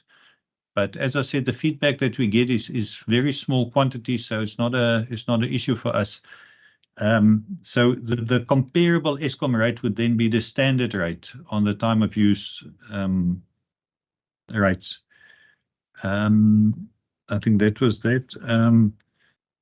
I think on Councillor Maria, on the solar panel waste, we haven't really had any issues with that yet. Sorry, sir, I'm not a councillor. Oh, sorry. I'm so used to speaking to the council. Sorry, sir. On the solid waste side, we haven't had any of that yet. So I would presume we'll have to check with the waste management people. Our waste disposal site actually belongs to the district municipality, although we have a recycle center, so all our waste goes through the sorting facility first. So I would imagine if there's anything that can be recycled, it will be taken out and then sold off, and then what is left over will go to the waste. Issues or regulations about that type of the waste that they still receive, if that is classified as hazardous waste, then we will have to send it to that type of facility, which at the moment for us is Vissershok in Cape Town. Thank you very much, Mr. Miller. If there are no further questions to this presentation, thank you very much. Thank you very much, Mr. Miller, for your presentation. We will now move. Sorry, can I just quickly say that average price we pay to Eskom is in the vicinity of R1.30. Okay. Thank you. Thank you, sir. We will now move on to the Cape Agulhas municipality. If the Cape Agulhas team can flight the presentation and speak to it, please. Good morning, Chairperson, committee. Thank you very much for this opportunity. And we also want to thank you for the grant that was issued to us in Cape Agulhas. We appreciate that.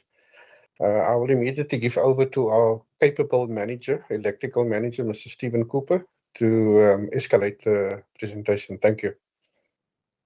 Thank you, Mr. Cooper. Hi, good morning all. Can you see my presentation? Yes, we can. Right, now we're just going to get this thing into presentation mode quickly. I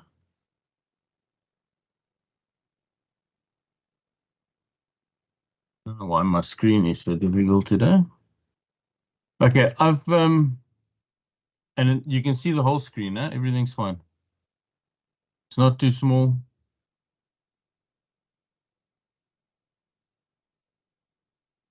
No, it's fine, sir. We can see it. Is everything good? Okay. Sorry, I've approached this a little bit differently. I did this presentation for the time engagement and a DCF tech earlier in the year. So I've adapted it for today's presentation. So I've also done a little bit like Stephen and covered a little bit extra. So the contents we'll skip over. I don't want to take too much of your time. The background to our whole setup with backup supplies is we were given a rude awakening during December 2020, which was maybe a little bit of an advantage to us. We were prepared a little bit earlier than some of the other people for high stages of load shedding, because during December, we actually had high stage level 6 load shedding at our holiday villages and the seaside towns, which actually led to a total loss of water and a lot of expenditures undertaken, drilling new boreholes and bringing in rental generators. So the challenges with load shedding, I'm going to skim over. I think we've all been through these things 100 times. So I just want to, one of the things is unhappy residents that nobody's listed so far is when your local community sits without water, they get very unhappy. And then we also have problems, things that affects us greatly as a municipality, especially from my point of view as electricity, is we have problems with our notified maximum demand after cold starts. And also, you know, we've got all this load control and geyser control, but we've got no physical control or knowledge of what the inverter batteries rates are when the power comes back on, and we're seeing large overloads in areas that we've never seen before after load shedding. What we've done with the mitigation that we've considered is optimize and analyze our internal usage. We did it on both electrical and fossil fuels because that's part of energy. We've already procured standby power plant for our essential installations. We were lucky we got 11 million rand over 2 years from the EEDSM initiative to optimize our street lighting technology. We also had a look at optimizing our motor control center technology with VSD drives because the startup currents are far, far lower, nearly half than a normal direct online starter on our borehole pumps. And then we optimized our building energy usage as well. I put the slide in here just to show that our internal, we've got a MEM system that looks at our municipal energy management system. And we very close to 6% of our total electricity purchases is for internal usage, meaning buildings, water pumping, sewer pumping, sport fields, in other words, all own internal consumption. We've also got these dashboards, and you'll see that water and sanitation account for 56% of our internal usage. So it's somewhere we really need to target reduction in that area. It's a lot more than our public lighting. So the areas we targeted all our street lighting, and we've refitted every single street light with LED lighting at the moment. There's over 4,600 street lights we managed to do with the 11 million rand from EEDSM. And that was all done with our own staff. So we went out on tender for the LED fittings and themselves, and we actually did all the installation ourselves. We then retrofitted all our motor control centers with VSD technology, which was done with own fundings. And our internal building lighting, we're replacing with LED technology. That's an ongoing process. We also have a council-approved energy management policy in place, which advises our SCM processes. So the energy management policy would have specifics, demands on VSD. We only procure VSD motor control drives. We only procure LED lighting. All our boreholes, water pumping stations, and water treatment works have standby generation plant fitted. The big thing with the boreholes is we're a borehole-dependent municipality. So we've got one rainwater reservoir, Sundrift Dam. It's very small. All the rest of our water comes from boreholes. So load shedding is critical to our water supplies, and we need to keep the boreholes running while the load shedding is on. All our wastewater treatment works have standby generation plant installed together with our critical transfer pump stations, sewer pump stations. The other thing we did about 18 months ago is we registered a PPP project, and it's registered with National Treasury M201 for alternative and renewable energy. And this was with the assistance of USAID and the South African Energy Program, SAEP, and we were put onto them through SALGA. Currently, we sort of 18 months down the line, DBSA sent an email to us last week, and the application for grant funding has gone to their final board for approval. So we're waiting their decision on that. And once we get that, we can then facilitate the appointment of the transaction advisor panel and a chief project officer to guide us through that process. This is our costing of the generator fleet, as there's been a few questions on that before. These are all the purchase costs. These are the sites we've actually got with the tender numbers, the kilowatt capacity of the fleet, of each generator. And because I used this in the time engagement, we've actually got December's diesel usage, but I will talk to the diesel usage a little bit, 1 or 2 slides further on. This is the costing of our generator fleet. We keep detailed diesel usage.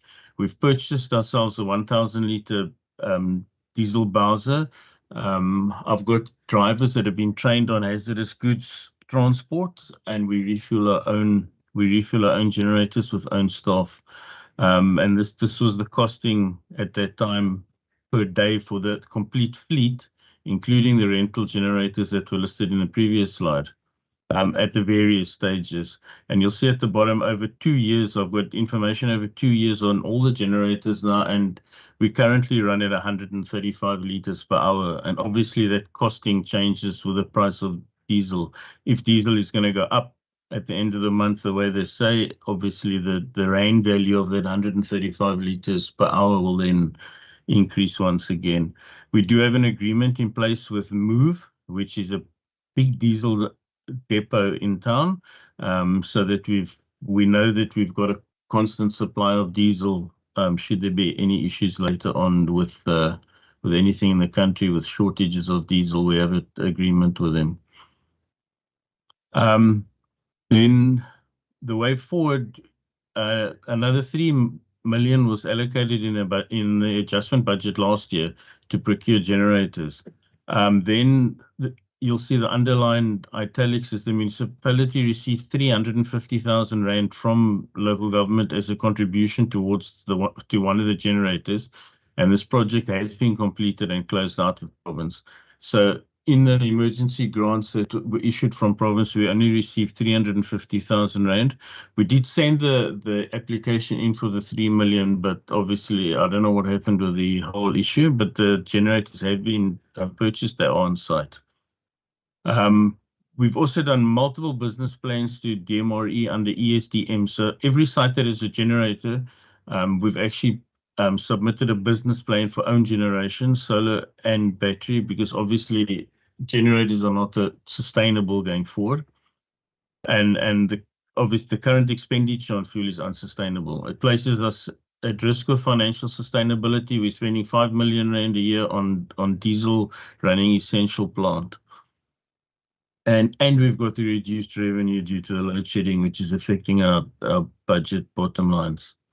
The P process that the municipality is undertaking could lead to significant own generation. So that we could use to mitigate load shedding and help us with demand side management with Eskom.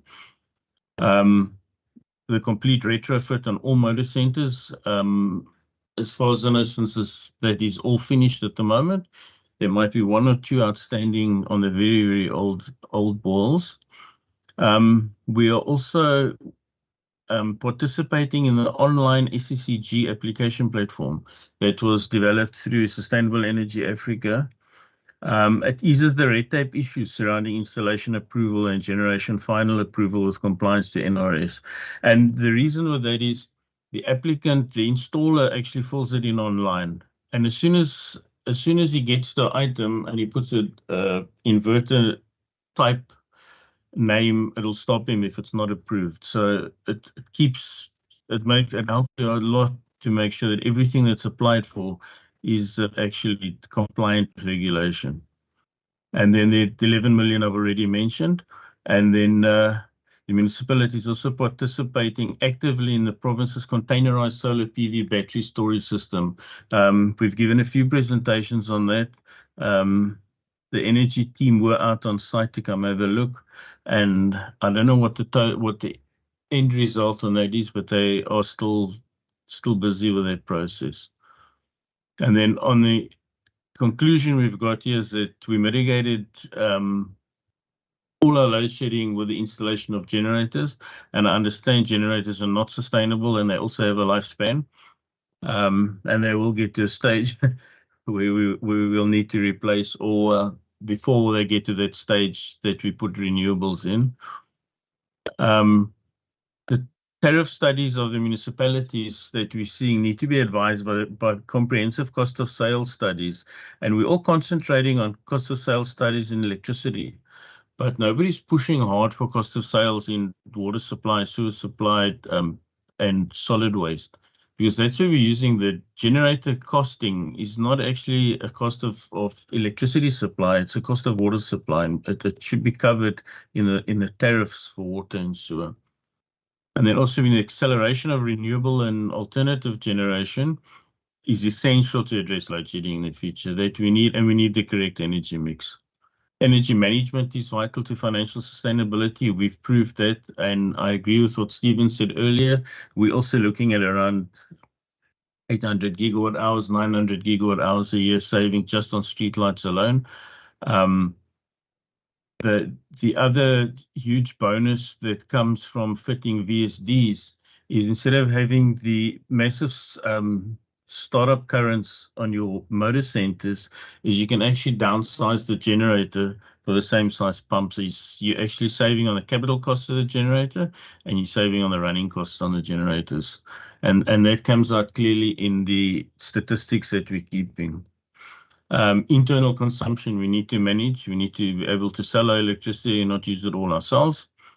And I feel there should be consideration given to diesel subsidies to municipalities. You know, we're getting capital money from province and various places and saying, go and buy yourself generators. But once the generator is standing on site, the municipality needs to have the funding to fill it with diesel, to maintain it, and to secure it, because securing assets is becoming a more increasing problem with us at the moment. To answer some questions that were carried earlier, we carry essential space for our generators. So we carry 2 electronic control units. We carry 2 automatic changeover switches of various sizes. We do have a 3-year tender with a supplier for maintenance, on generator maintenance, and it's included in our motor and boil control panels. And we also have a tender with the auto electrical company, an ongoing tender in the town. And the last point in the conclusion I want to put, it's imperative that province roll out the containerized solar PV battery solution as a priority. We have supplied sample TRR documents for reference, and I think this would help us greatly. We can then supply a town from a single point and save a lot of money in generator maintenance. And that's all I have for you. If there's any comments or questions. Thank you very much, Mr. Cooper, for your presentation. We appreciate it and we acknowledge it. Members, are there any questions to the presentation?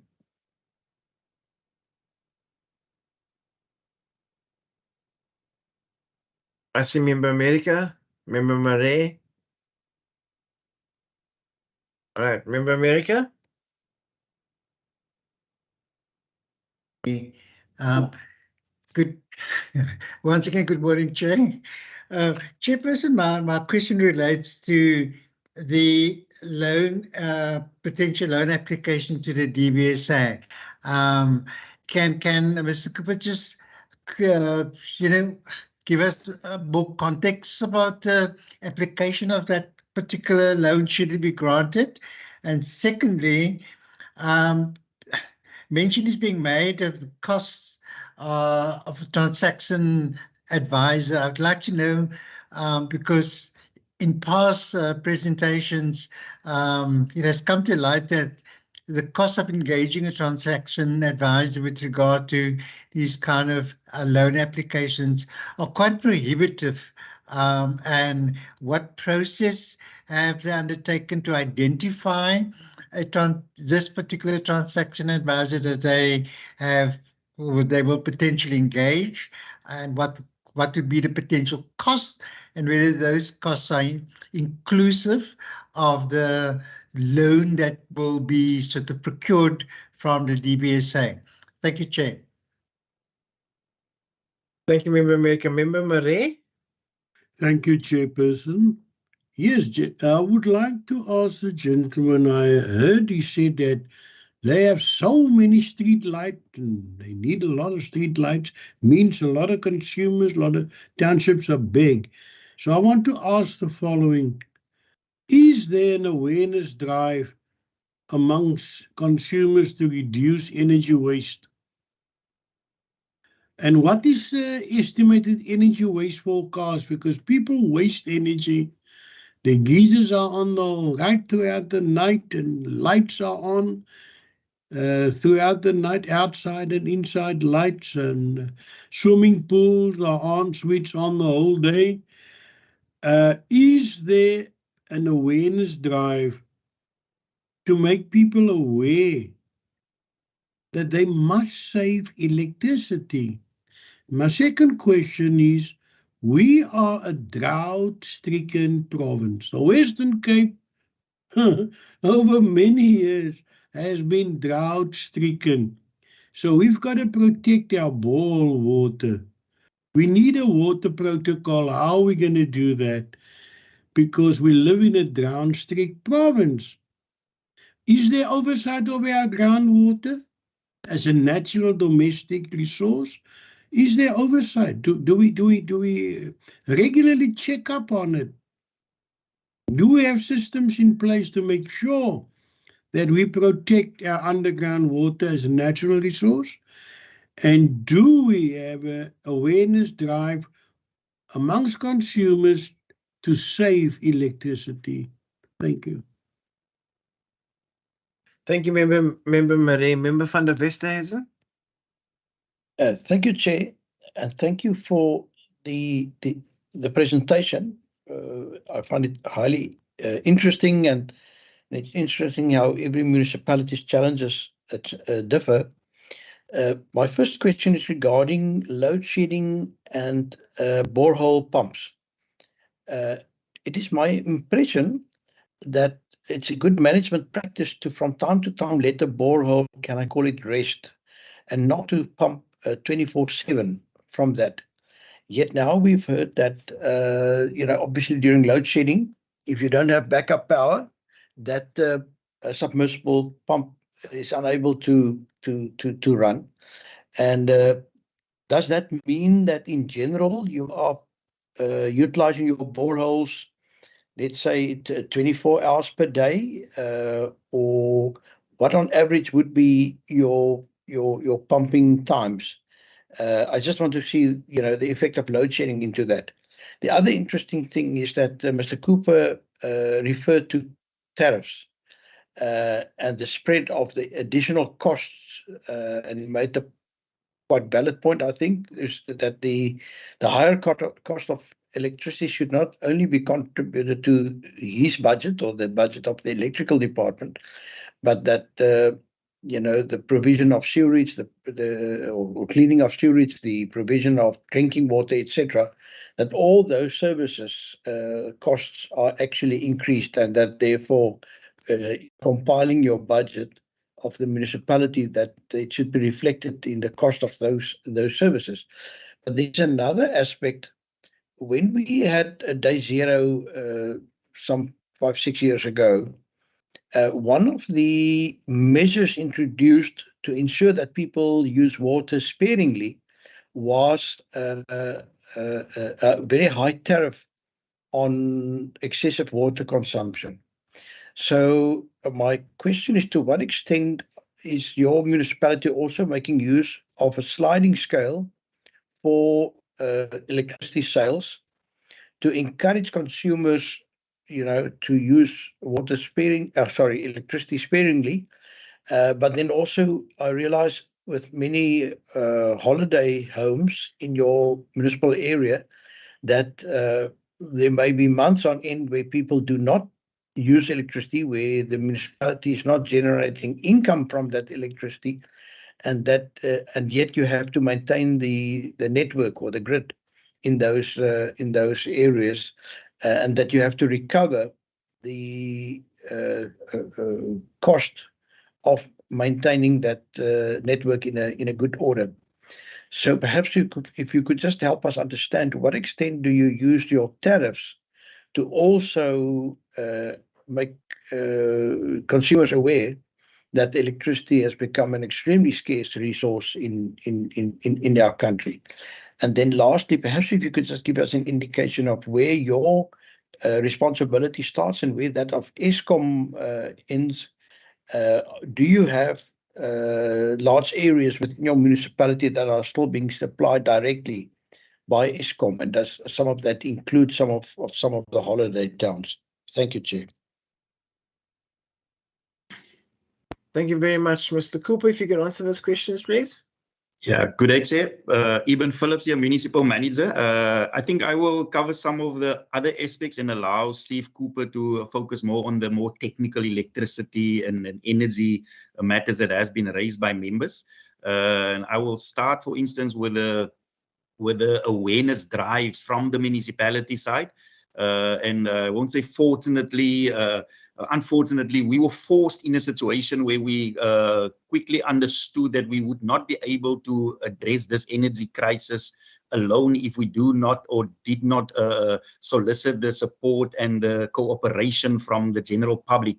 And as Steve has indicated, one of the aspects that actually forced us when we tried for the last 2 years to get a balanced budget of the municipality, where we suddenly saw how also other critical projects that were part of our IDP, that were also very important in our communities, had to take a backseat because of the drastic increase in the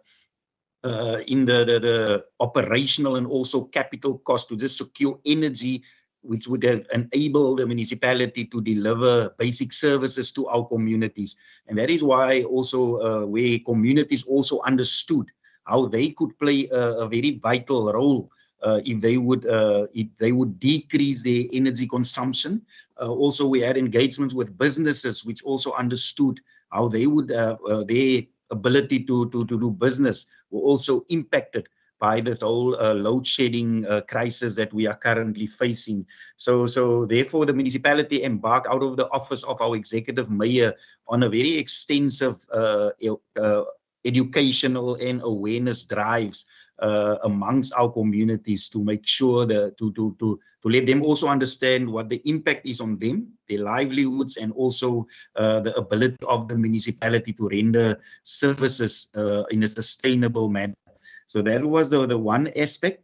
And then the whole issue about the water sources. I mean, from our side, we are quite vulnerable in terms of water, and specifically when drought situation arise. I think Steve has started his presentation where we had first-hand experience areas such as Struisbaai, Agulhas, Arniston, where you see an increase of about triple the normal population size during the year. And then say for 6 weeks, we've got triple that amount of people visiting our area, and where the consumption in terms of water and electricity also rise with that. And that is where we had to have a targeted intervention with specifically our holiday makers. When they come into our town, we make sure that they understand that we are a relatively water-stricken area, and that we also make them alert of the restrictions that are normally in place that time of the year. Even this year, we had a very good rainfall season, but we also, as they indicate, we must make room for where we are going to have lesser water rainfall in our area. And that is why we also just keep that. We make sure that people understand the importance of using water as well as energy wisely. So that is just some from my side, a couple of things that remarks based on the questions that have been raised by members. So I will allow Steve maybe just to go into the more technical aspects that have been raised by members. Thanks, Steve. Thanks, MM. The first one I'll answer is on the DBSA. So the DBSA is not a loan that the municipality would take. What happens with the DBSA is it would form part of the final tender award to whoever the private party would be that would be on the Triple P for power generation. So that would be written into the specs, and that whatever funding the DBSA would give would not have an implication on the municipality. That's how they work. That's how DBSA work on their Triple P projects. And we do have a project manager at National Treasury that assists us with those things. So we also take advice from him. And the period would be until the period of the transaction advisory period would be until financial close. In other words, until the mayor's got his photo opportunity to put the shovel in the ground. And that's the issue around the loan. Obviously, the awareness the has covered. With a drought-stricken area and a water-scarce area, what's happened is we have telemetry on all our boreholes. So we're monitoring the water levels on every borehole continuously. And the pumps are automatic, especially now with the VSDs in. So we don't abuse the pumps. although we sometimes run the pumps a little longer than we need to in the season, as the has alluded to, we've got sort of between 3,000 and 5,000 permanent residents in the Strathspire Gullis area. The feet that moved through that area last year was just under 100,000 people. So we need to cater for a massive amount of more. It's not, it's huge. It's almost incomprehensible.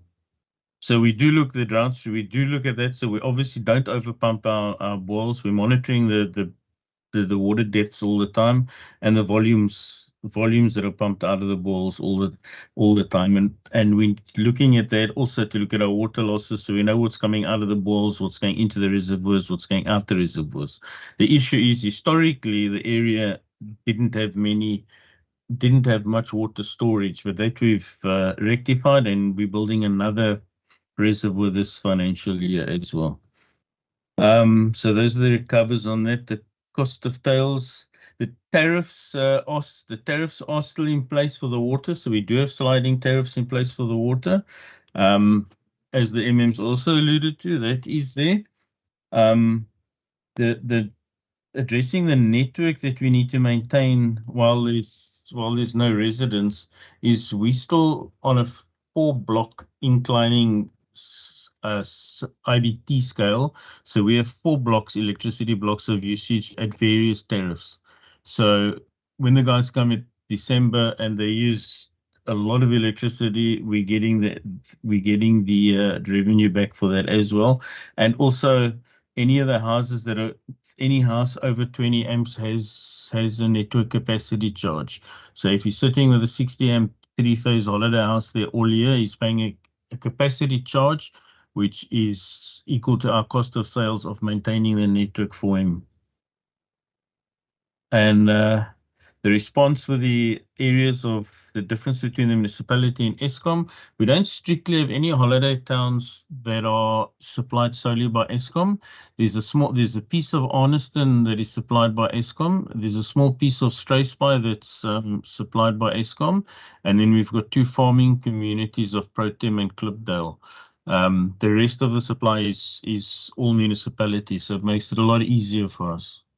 I think I've got all the questions there. I don't know if there's anything else. By my account, that was it, sir. Members, are there any further questions to the presentation? Member America? No, Thank you, Chairperson. Thank None you. from me, sir. None from me. Thanks. Thank you. This Member America then? Thank you, Chairperson. I just wanted to know the cost of the transaction advisor. I do take it that the response of Mr. Cooper, but Mr. Cooper didn't sort of mention any cost related to the engagement of the transaction advisor. Would that transaction advisor be official with the National Treasury, or be a completely outside party that will provide that kind of sort of assistance with regard to that particular process? Thank you, Chair. Thank you. Mr. Cooper, can you answer that question, please? Yes, no problem. Sorry, I did have it in the slides, but it was probably a little bit small and I flashed through them quite quickly. The National Treasury Advisor has helped us with the consultants that with a SAEP that's been helping, that was appointed by Salga to help us with this whole setup. And the figure that they're looking at is 23.1 million rand over the maximum of 5 years that it would take to get to financial close. Now, remember that the transaction advisor is not a single person, it's a panel. So there'll be financiers, there'll be engineers, there'll be structural engineers. So it's a panel of as National Treasury say, normally between 6 to 9 persons. So it's a panel of professionals. What we have done is we've spoken to Province, and Province are now looking, because of the problems that we have and the difficulty in getting transaction advisors, Province are actually having a look if it shouldn't be a function that they would carry out for us. So those were the discussions that were also had as part of the solar containerized PV battery discussions in town, that province would also look at maybe supplying the transaction advisor, which would obviously then save everybody a lot of funding. Thank you, Mr. Cooper. Members, there are no further questions to the presentation. I'd like to thank Mr. Ross, Mr. Phillips, and Mr. Cooper. I'm not sure if Mr. Ross is the mayor or the deputy mayor. Unfortunately, I cannot remember. But thank you very much for your presentation. Mr. Cooper, if you could unshare your presentation, please, so we can have the final presentation, which will be the Swellendam municipality. Thank you, Chairperson. Deputy Mayor Ross here. Can Cape Agulhas be excused? Yes, you can be, sir, Deputy Mayor. Thank you very much. Thank you, sir. Thank you, Chairperson. Thanks, members. Thank you. If you can unshare your presentation, please, Mr. Cooper. I'm really trying, but my unshare button doesn't seem to be here anymore. Ah, there we go. I've got it. Thanks. Okay, thank you.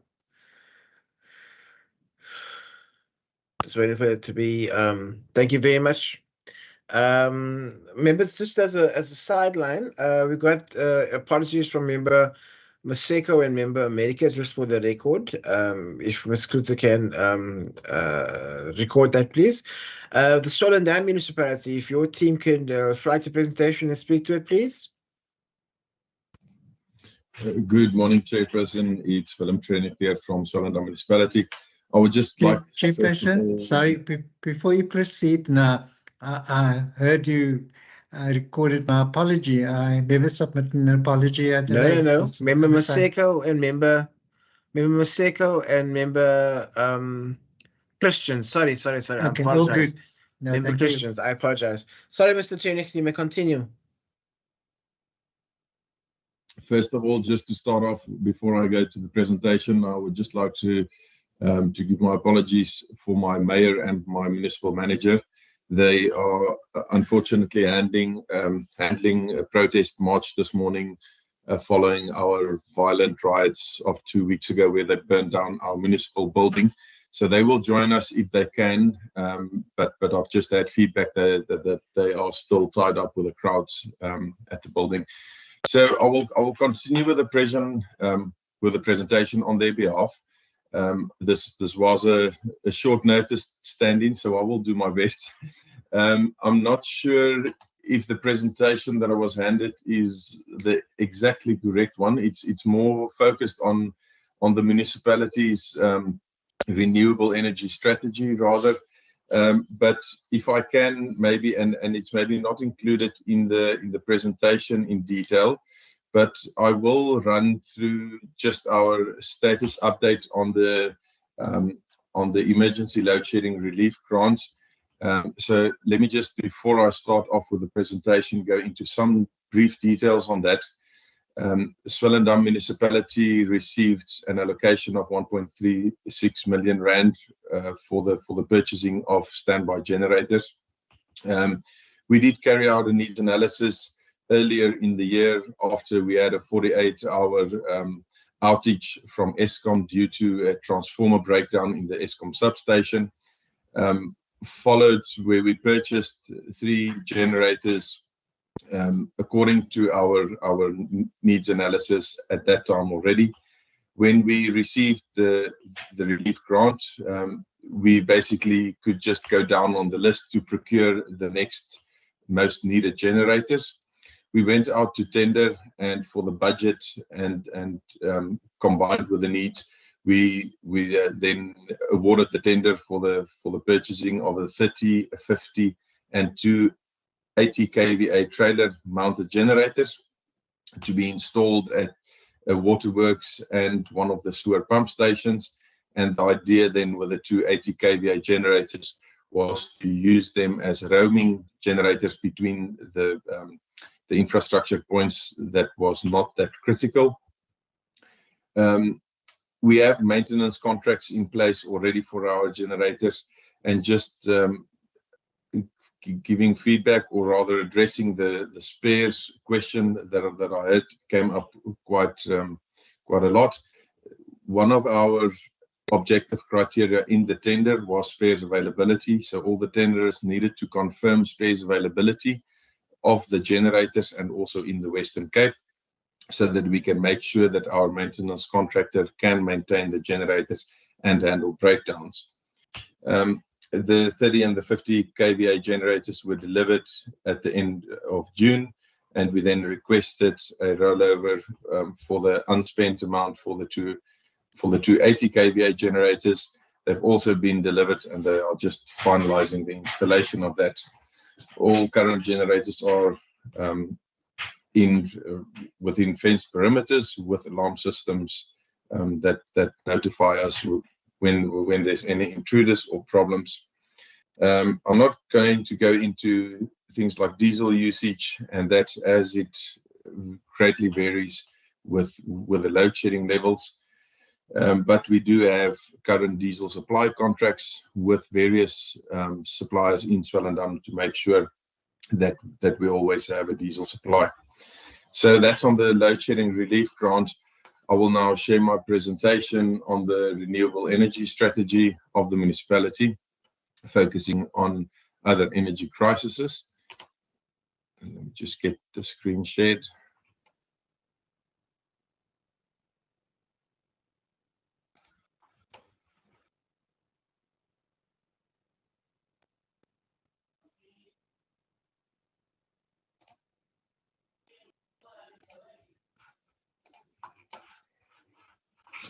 You can just let me know if you can see the presentation. We can see it, sir. Thank you. If you could put it on presenter mode, it would be appreciated. Let me just see if I'm okay. Let me just. Can you see the presentation now? Yeah, it's still in normal mode. If at the bottom, there we go. No, you've unshared it now, sir. Different. Let's try it this way. Yep, and then at the bottom, there we go. Right. Here we go. There we go. Yeah. So this presentation was originally prepared for the possible pilot project that we applied for Swellendam to become one of the pilots to install a larger SSEG and battery, or not really SSEG, but a larger base system with a PV coupled generation system to help us basically bridge load shedding up to stage 4 in the municipality. So just to give you a brief oversight, I'm not going to go into detail in all the slides, but just to give you an idea of where Swellendam is, we are right in the middle between Cape Town and George on the N2. And we sit right where the N2 and the R60 converges, basically forming a node or a central point where you get the traffic from the N1 and the N2 coming together. And that makes Swellendam a very strategically positioned node on all the major road networks and transport corridors, and to unlock future opportunities. So Swellendam are situated on the N2 and the R60 links. And given its importance in the regional settlement hierarchy and location relative to key transport, travel and development corridors, it's imperative that Swellendam maintains economic stability and is able to maintain its growth and development trajectory. So our new strategic vision is to enable renewable energy and a green economy to gain more independence, as I think everyone would like to, and then to support local economic investment and growth, and to ensure economic sustainability, which for small municipalities are a big problem. So just as the suitability and the readiness for running this project, we have currently a stable council. We have 7 clean audits. And the infrastructure department has the technical capacity.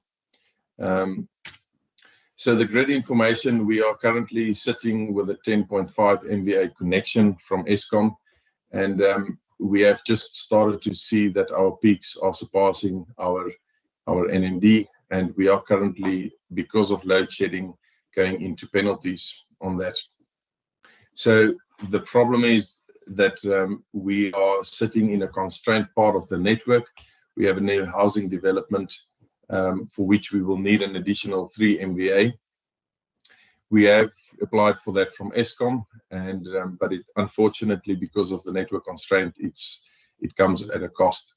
So this 18 MVA is just a little bit incorrect. It's a 18 megawatt solar generation part that we're applying for as part of the pilot project, which we will then combine with a base system to help us breach load shedding.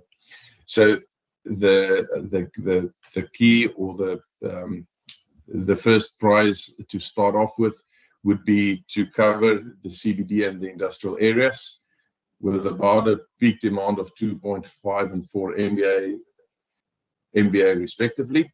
Both zones have dedicated feeders, so we can feed them directly from our substation, and then also to install a localized base system in the Railton area. So that is the plan of this, and then that is the first phase, and the second phase we will then try and safeguard the whole of the municipal network in Swellendam. So the land available, so we have land available adjacent to our substation. The land is currently zoned undetermined, and we've already had a botanical expert to do a study to see which areas we can use. And we are in the process of appointing the environmental practitioner to commence with a basic EIA. So this is just a brief overview of the area that we have, and you can now see, unfortunately, the part right next to the substation is a higher sensitivity area, but we are still in relatively close proximity to the substation. This is just a brief view of the areas we would like to cover in phase 1. You can see the CBD areas, and then the industrial area, which will also include the sewerage works in Swellendam. And then that gives you the possible PV areas, but for phase 1, we will only look at PV area 1 adjacent to the substation. We also have other problems in the municipality, which will maybe play a part in this, and one of the biggest ones is probably the landfill site that's running out of airspace, and we are currently busy and testing the market to look at a waste to energy project, for which we will put out a request for proposal or interest during September, and the focus will then be to see if we can, and in what scale we need to launch a project to be able to start a waste to energy project. Our SSEG policy is also busy being approved, and we are already starting to register SSEG systems and to also try and get that part of the energy in from the residents and businesses from their SSEG systems. And then we are also busy engaging with TVSA to source funding for bigger renewable energy projects for the municipality as a whole, and to look at installing renewable energy solutions at key points in the municipality. And then the impact on Swellendam, or on load shedding on Swellendam's municipality's financial position.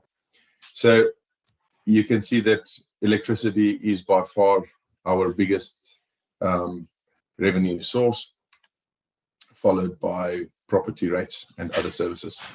So having the right tariffs is really critical for us. So yeah.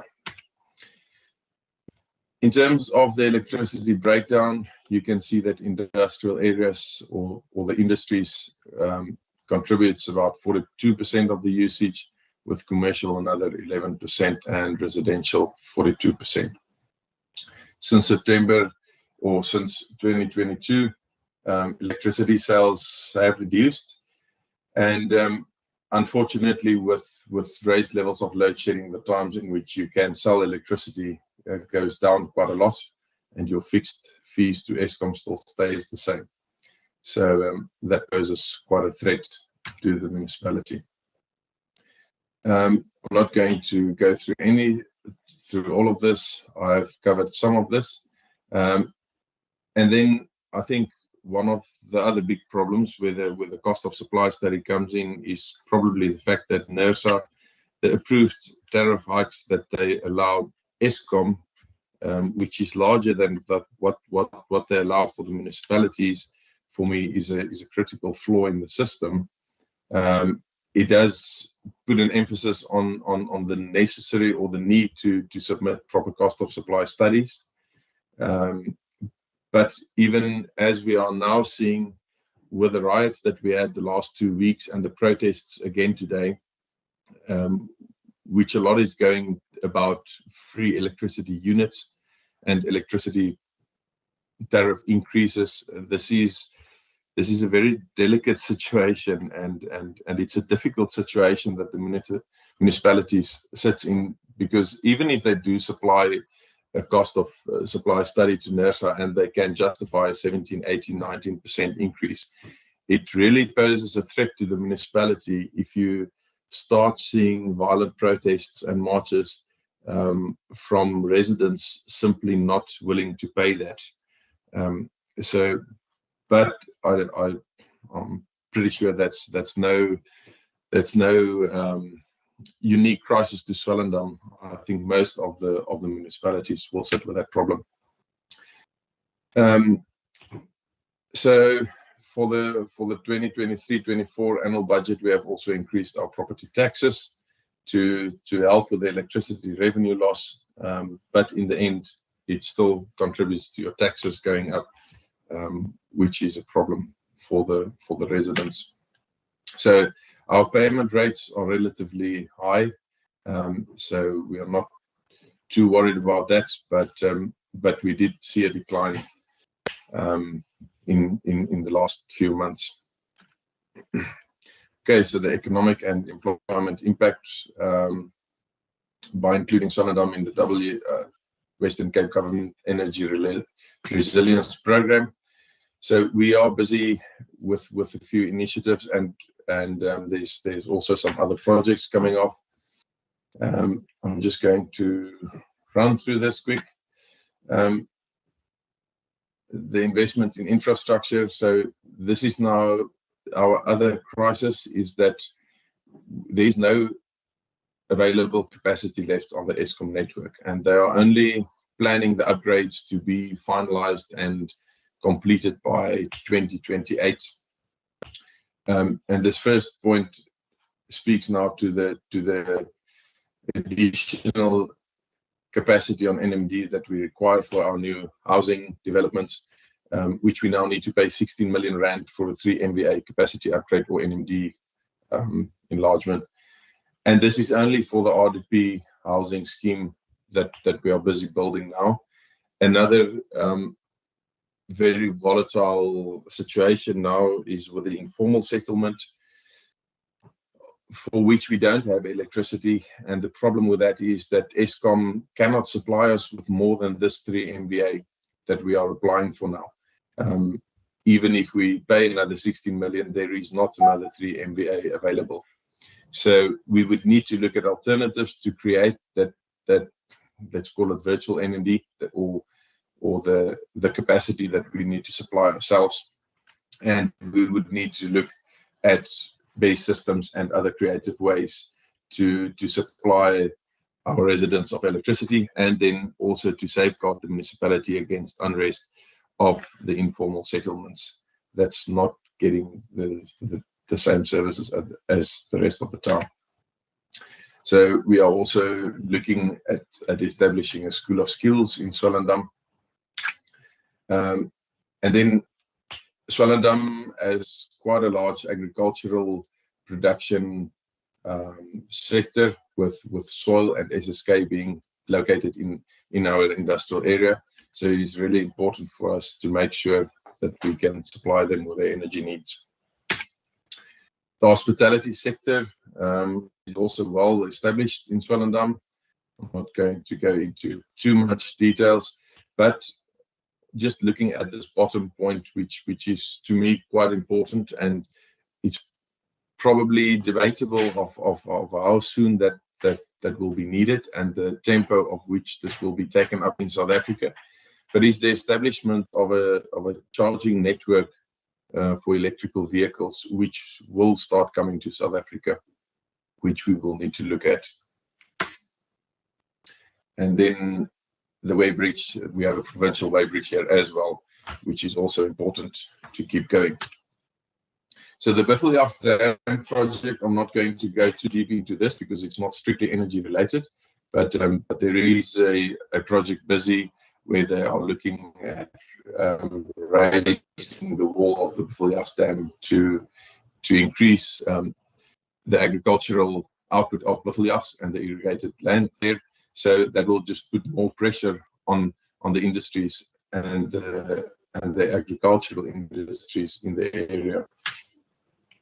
That's just a quick slide. I'm just going to skip through this of the additional irrigation land.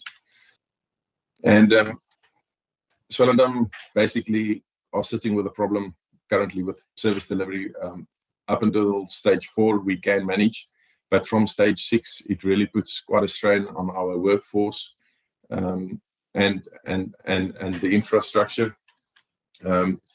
So just looking at renewable energy options, we will greatly relieve the strain on the infrastructure and the workforce during these high levels of load shedding. This is just more on the opportunities that we can create by establishing a sustainable solution in Swellendam. And then, just as closing, Swellendam is committed to good governance and high levels of service delivery, and we live by basically getting these projects in Swellendam. We can unlock growth and just make sure that we keep job opportunities alive in the municipality. And that's it from my side. Thank you very much, Mr. Trenecht. Members, are there any questions to the presentation?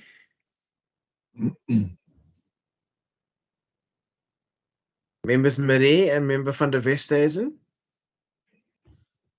Yes, before I could see your presentation, the last one, you said you've got everything, but you need something. What is it that you need? You took it off the screen here.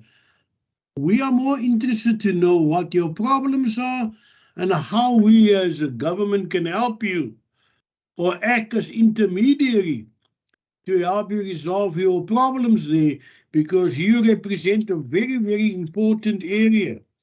So what is it that you need? Basically, you seem to have a lot of things covered. I say that you talk about 10.5 MVA, that is a 10.5 million that you have at your disposal, voltage. So what is it that you need?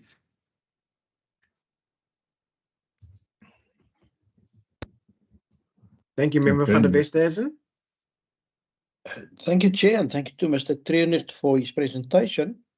And I'm quite impressed about the longer-term views that he has also shared with us. I do know, in my capacity as chairperson of the Standing Committee on Agriculture, that there's huge potential for additional irrigation expansion in the Swellendam area should the Provincial Dam be increased. And I never thought of the fact that obviously irrigation requires a lot of electricity. I just yesterday released a media statement saying that 50% of your agricultural electricity use is going into irrigation, power for irrigation. So, Chair, just a few things. What is clear from Mr. Trenecht's presentation is that demand management for Swellendam has become an extremely high priority. And I am a bit upset by the fact that they are so close to the maximum demand already, which obviously has got huge implications for the infrastructure. When infrastructure goes, then all the things that he has spelled out with tourism, etc., is endangered, and that will lead to losses of employment, etc. Now, a number of municipalities, and it seems to me as if that initiative has lost its drive, embarked on demand management systems, whereby, and I've referred to it at previous meetings, whereby, for example, geysers, hot water cylinders would be switched off. And now we've also learned from a number of municipalities that there's a new concern that people are investing in inverters and battery backup systems to circumvent the load shedding. But at the moment load shedding ends, that these municipalities are experiencing a high or a peak in terms of demand. So I would love Mr. Trennet perhaps just to share with us, his thoughts on installing a demand management system. Has Swellendam already got something whereby they can send a signal via the network to switch off hot water cylinders? And perhaps should it be extended to those people that install inverters with battery backup systems? Is there a way perhaps also to install demand management meters whereby, for example, if you switch on your stove, that your warm hot water cylinder would be switched off? And then Mr. Trennet was quite quiet on Barrydale, which I believe is part of the Swellendam municipality. And perhaps, Mr. Trennet, I'm also interested in how do you manage your backup generator systems? Do you have, in terms of delegations, responsibility delegated to some of your staff members on the other side of the Langeberg to for example, ensure that those generators are being filled with diesel all the time, that they are being serviced at the right times? Or do you have one official in the municipality that must accept the responsibility and that must, from time to time, make sure that the diesel is replenished and that the generators are serviced on time, etc.? So, Chair, on those aspects, I would love to get Mr. Trennet's feedback. It does seem to me, if I understood him correctly, that what is now needed is a huge investment that might become obsolete in some 5 years from now, should another feeder be installed towards Swellendam. Now, I think we all know that you don't want to invest in infrastructure that might become redundant, as the Honourable Marais has referred to earlier today. Thank you, Chair, and I'll appreciate Mr. Trennet's feedback on this. Thank you very much, Member van der Westhuizen and Member Pretorius. Thank you, Chair. Just linking on to what Member van der Westhuizen referred to in terms of Barrydale, the farmers, fruit farmers there mainly, had huge losses earlier this year because of the irregularity of their irrigation systems. Well, using the use of it, their fruit didn't pass muster and was literally thrown away and given away. And I don't expect Mr. Trennet to tell me that they will be assisted. What I actually want to know about not only Barrydale, but places like Witstrand, Malgas, Buffelsriver, Malgas, how are you equipped in those areas? I know it's many of them mainly holiday areas, Witstrand, Malgas. Are you in a position to assist those areas in times of utter need? Thank you very much. Thank you, Member Pretorius. And then finally, Member America.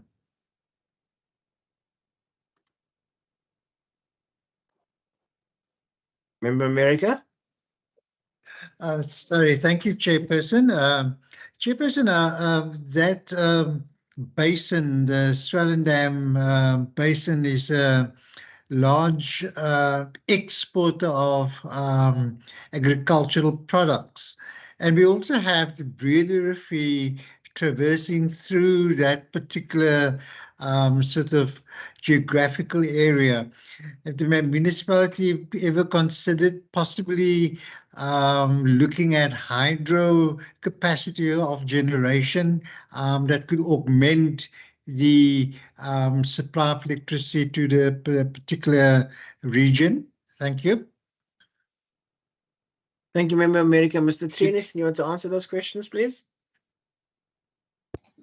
Thank you. I will start from the top. So just the first question that Mr. Murray posed as to the NMD and what we need currently. I think what we need currently, we need investment in Swellendam. We need investment in energy systems. Yes, 10.5 MVA might sound a lot when you state it out as 10 million volt amperes, but it is actually a very small connection. If you look at municipalities, and it is all relative to what your needs are. So basically, what we need now is we need investment and we need additional capacity from Eskom, because if we want to sustain the growth in these areas, then we need to be able to basically supply energy for that growth. And if we don't have the investment from Eskom and also the development of their and the enlargement of their services, then we cannot have growth. So basically, we need Eskom to step up and get their upgrades in place and carried out so that we can have growth in these municipalities. Getting to Mr. van der Westhuizen's question in terms of demand management, and yes, that is a problem that we've started to see more and more. I think in this year alone, South Africa as a whole has imported about 5 times the battery storage capacity that it has installed and imported in the whole of 2022. And if we already look at rooftop solar, we are sitting with a lot more rooftop solar installed on rooftops than what Eskom has PV farms under their control. So that will give you an indication of the scale in which the private sector are turning to renewable sources to mitigate the load shedding and the energy crisis effects on themselves. Now, and the problem with that is if you have generators and energy users which fall outside of your normalized or your generally accepted use profiles, then you can sit with problems, and it's exactly that problems that we are now starting to see. A lot of residents are installing battery backup systems even without PV, which means that they will in effect work against the exact purpose of load shedding. Load shedding is there to protect your grid and to reduce your demand. What you do with an inverter and a battery, you basically say, I don't want to reduce my demand. I will simply shift my demand to the time that you can give me a live connection, and it goes directly against that whole purpose. Now, the only way we currently have to manage this is by going through SSEG registrations, where we have some insight and some control over how they commission and how they set up these systems. One of the things that we are now starting to implement is to limit the charge or the charge power or the charging current that they are allowed to use to recharge batteries after load shedding or just in general, and to limit that to 25% of their NMD, which will hopefully then limit our peaks after load shedding. The peaks that we are reaching surpassing our 10.5 MVA NMD. We earlier this year proved that it was directly related to load shedding after we had a few days of no load shedding, and we sat well below our NMD. And that's the problem for all municipalities, is that they are overshooting or basically surpassing their NMD as a direct result of load shedding. So, and then coupled with the SSEG systems comes other possible solutions like smart metering. We've already started to engage with some possible suppliers to start a smart metering network, and then to be able to reduce the trip current in the meter after you have load shedding remotely, so that you can manage your demand, or you rather manage the load, so that you make sure that you don't surpass your MMD. And then coupled to the smart meters, where we used to have methods like ripple control relays to manage geysers, we can now link external relays to smart meters and then exercise geyser control through the smart metering network. But again, a smart metering network will require a very large investment to roll that out. But there is certainly things that we are busy looking at and busy sorting out the technical details of implementing that in the municipality to regain control of the electricity demand in the town. Barrydale, regarding to generators and to just general energy requirements, Barrydale does not have as large of an industrial sector as Swellendam. And strangely enough, because of upgrades that we've done in Barrydale on the waterworks, and we are busy with a further upgrade now on the waterworks, we can actually manage Barrydale without any generators very easily up to stage 4 load shedding.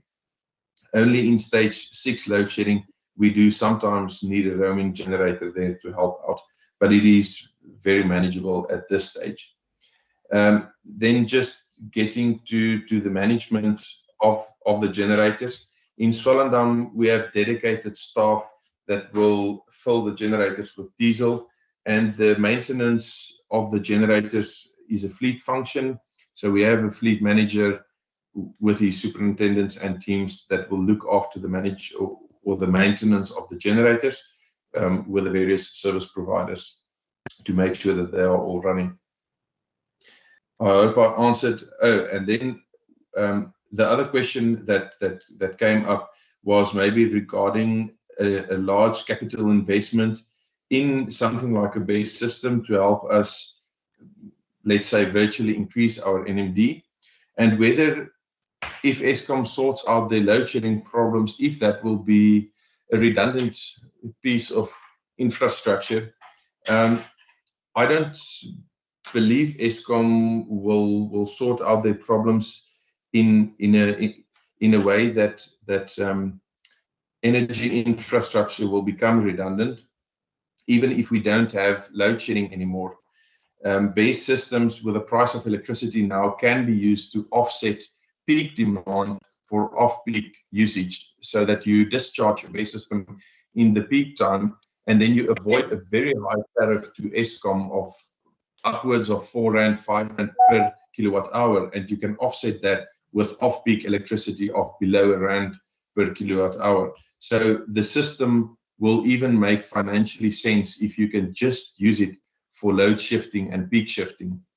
And in that way, you will also help the greater electricity network to move the load from the peak times to the off-peak times. So no, I don't believe it will become a redundant installation or infrastructure. I think South Africa going forward, for a time period longer than the lifespan of a single system, we will still have an energy problem in this country. And I think everyone basically needs to look into installing infrastructure that we can all work together and try and at least solve the energy crisis in the country as a collective, and not just keep on blaming the providers and some parties. So I believe it's critical for us to look at installing these infrastructure to also play our part in being part of the solution. Then coming to Mr. Pretorius' question regarding the irrigation.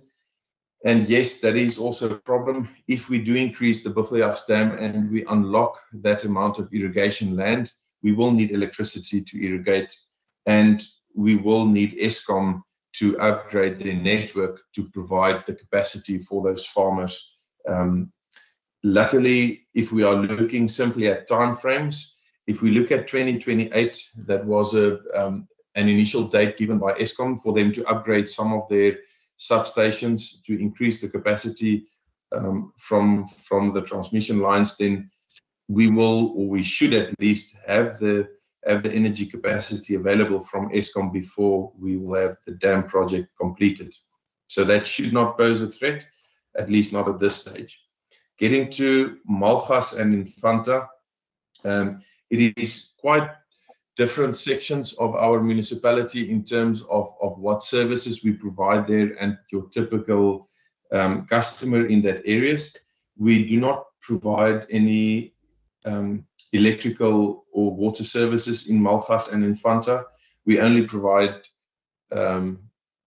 wastewater services there to some degree.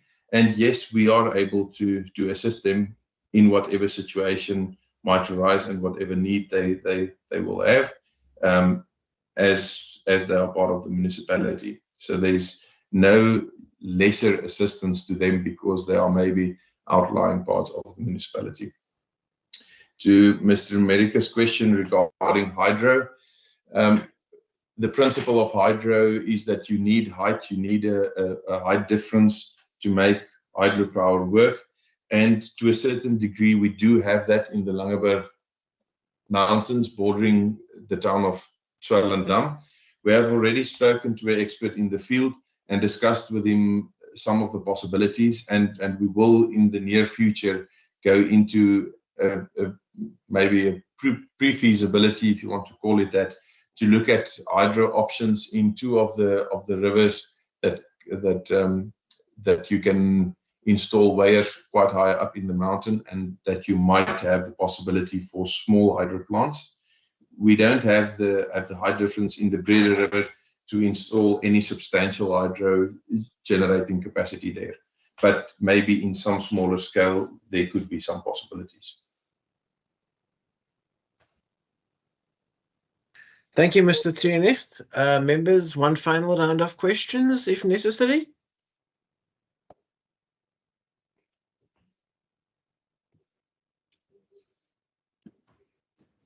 Member Marie.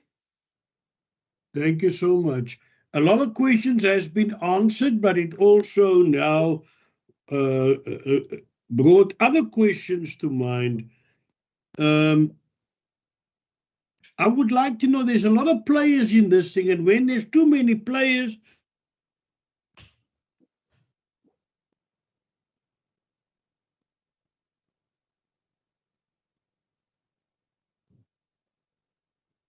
Member Marie?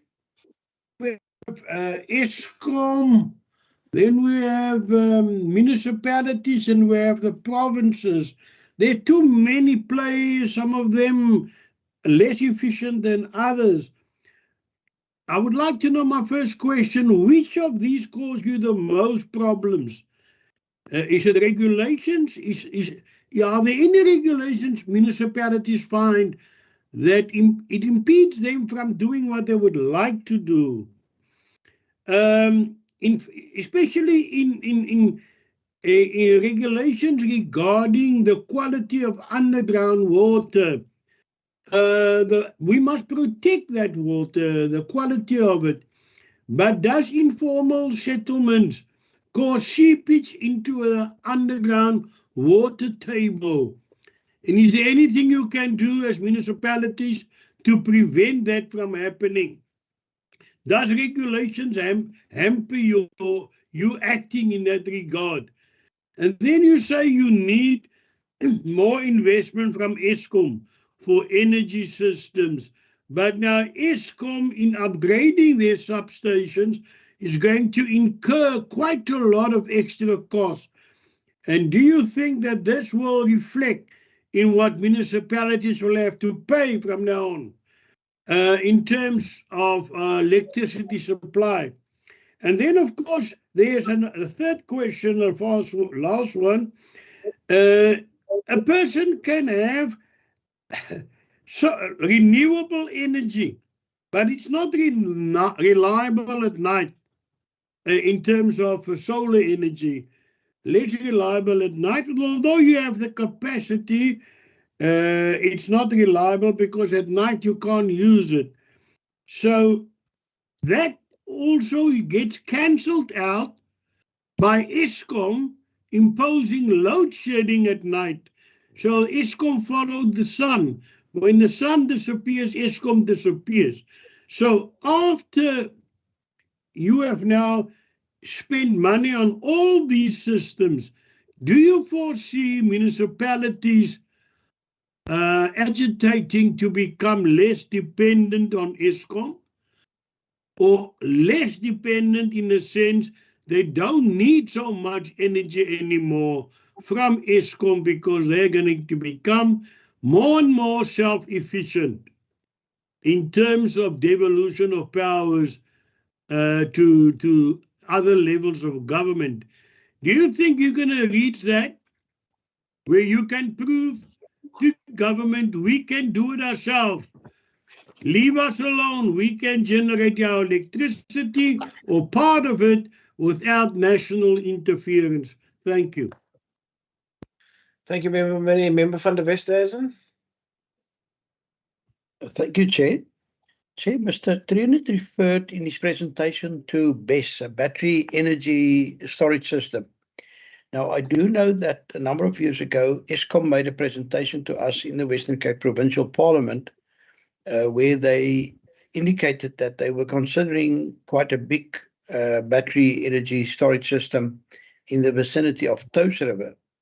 Now, it does seem to me as if Swellendam is absolutely qualified to be a site for the installation of such a system, particularly in managing their peak demand or maximum demand. Perhaps, Mr. Trinet, if there have been any discussions or engagements with Eskom in this regard, if you would perhaps be able to share that with us, or did you envisage that perhaps the municipality must be, the funder or the owner of such a battery energy storage system? And have you made your calculations? Have you done any calculations regarding return on investment for a municipality to, for example, manage a peak demand? Because as you've said, you are entering into an area where you are being penalized and have to pay penalties towards Eskom for, from time to time, exceeding the approved maximum demand by Swellendam.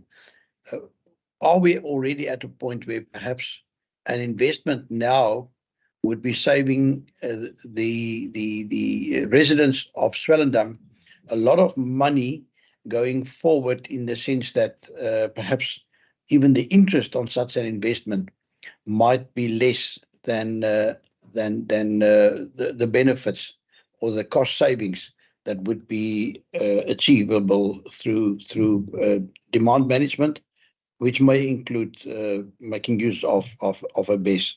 Thank you. Thank you, Member van der Westhuizen. Mr. Trinet, if you can answer those questions, please. Okay, I will start with Mr. Moret's questions. The question to what hampers us the most, I think there was a cutoff in his feedback, so I didn't get the start of his question, but I think I got enough to know what it's about. On the question of regulations and basically stumble blocks that's hampering us, well, let's start off with the MFMA. So we cannot basically procure substantial enough energy systems over a long enough period so that we can move basically the financial burden onto the service provider in that we cannot sign, or rather we cannot easily sign a 15 or a 20-year contract with a service provider to come and install a substantial system in the municipality. So that's one of the problems. You mentioned that possible problems from our informal settlements causing basically pollution into the rivers. We don't have a current problem with that. We are managing the sewerage network very actively, and we have teams patrolling that area sometimes more than twice a day to make sure that we do not have blockages in that part of the network. And we are also installing extra toilets, or rather we are busy with the planning on the installation of extra toilets in that vicinity so that we don't get that type of problems in our informal settlement. Getting back to the business model of Eskom, well, it is part of economic growth that you need to invest. And yes, that investment and that capital outlay will of course have an impact on the cost of the services, but that is all part of growth, and that is all part of their financial model that they need to have a financially sustainable model of where they can grow and still provide the services for the whole of South Africa and meet their energy demands. That is the function of an energy generator and supplier like Eskom. So I'm not sure if that's my area to worry about for Eskom doing their work and basically growing where they need to and still being able to deliver an affordable energy source for South Africa. Then getting back to the renewable, which you mentioned that renewable is not reliable and that the sun doesn't shine at night, basically, as the saying goes. Yes, I do agree with you. And especially with Eskom imposing load shedding, where you lose the grid and where a small contribution won't be able to synchronize with the grid, that is where you need the capability of establishing a microgrid and sustain a grid yourself, decoupled from Eskom. And that's exactly why in our first phase approach of the renewable project, we want to isolate some of the sections in the town to just provide them with electricity during load shedding. But then when you have electricity available, you can couple that renewable source with the whole system. And the rest of that answer maybe is that we shouldn't see renewable energy as a sole source of energy. That will never be a workable solution, because for the scale you will do it or rather at utility scale, you will not be able to do what you do at your home, where you install some PV panels on the roof and 2 or 3 batteries. You will need to see renewable energy as part of the solution, but we will always have a bigger solution where Eskom and where a national energy provider will play a role. Expecting a municipality the size of rural municipalities like Swellendam to go completely on its own will not work, not in the foreseeable future. If you look at bigger metros where they can install large power stations, maybe it's a different question to be asked there, but not in our case. And just the mention of a lot of players in the field, well, the surprise here is that the players will become more. We will, in the future, move to a model where transmission and distribution will be separated from generation, I believe. And in that case, you will have a lot more players in the field in terms of third-party energy providers, like we see now with the independent power providers, and then using the network to wheel, and where we can purchase energy from other independent power producers, which is not Eskom, but we simply use their network to get the energy to us. So yes, it is a large system to maintain and to manage actively and effectively, and that will be the challenge going forward, to manage all the role players to come together into the bigger energy solution for South Africa.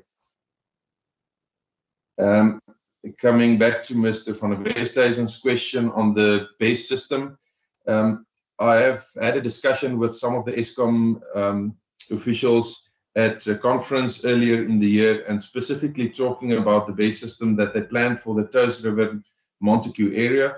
I know there was some mention or some possibility of that base system being moved to Montague. And I did discuss the possibility with the constraints that we are currently experiencing on the electricity network to at least move a part of that base system, or for them to consider moving a part of that base system to the Swellendam area, where we have a lot of limitations on the network.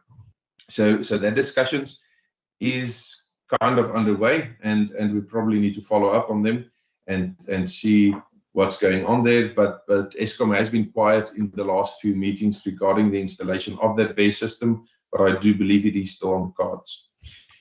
Then getting back to our own funded base system and the return on investment, we are busy with that calculations, so I don't have an answer for you as of yet regarding the return on investment on the base system, both for the use during load shedding and to maybe isolate a certain part of the grid. But that might be a part of the bigger solution and the bigger project. My current focus is on using a smaller base system just to increase our, call it, virtual NMD, and to avoid the penalties, and then to do peak shifting. And I am busy with that cost calculations of the return on investment, and if it would make financial sense at this stage to simply use a base system to do peak shifting and peak shaving.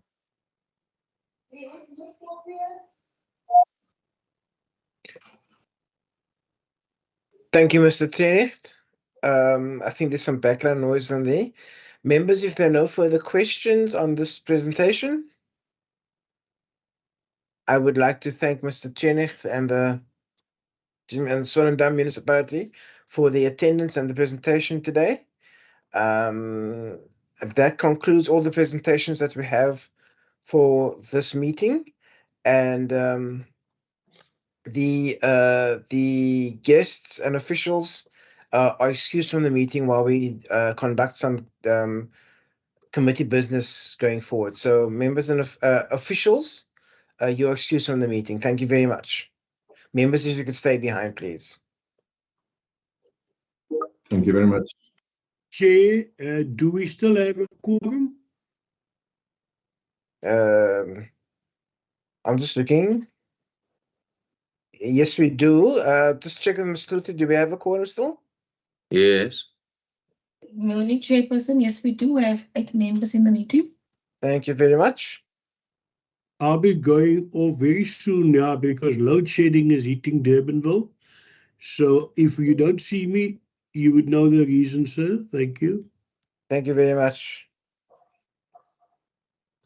I'm just waiting for Francis Jacobs. I don't recognize that person.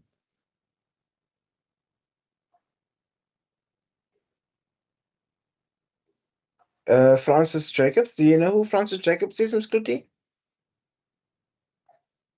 Yes, Mr. Francis Jacobs, one of the municipal officials, Mr. Jacobs. I'll send him an email. Okay, thank you.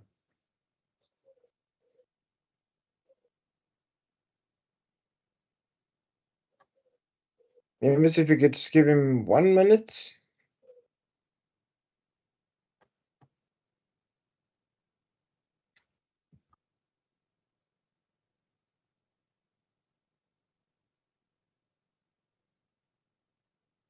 Okay, Ms. Kluti, I think we can continue. Yes, Chairperson. Thank you. Members, I will now ask for resolutions or actions emanating from today's meeting, or resolutions or actions. Are there any resolutions and actions? Sir, I did not, shall I say, put pen to paper with resolutions. I would like the committee to consider a resolution identifying the need for an approach, a united approach regarding renewable energy and its application. And because it seems to be every municipality has its own plans, I don't know whether there is, shall I say, a joint best practice adopted by all municipalities, especially in terms of solar panel waste. That is a gray zone. It's going to present itself just like organic waste challenges are doing now. We have a big problem with organic waste, which we cannot resolve. And now we're going to have solar waste. And I don't know whether they know what to do with redundant generators once Eskom come online again. And the province should be wary of this, and we should be concerned. If all these generators now become redundant because Eskom is back online, what is the plan? Is that just going to be written off as money wasted for a year or two? And then what happens? It'll end up on a scrap heap. What about our panels on the roofs, which we also are giving to people now here in the Western Cape? Solar panels.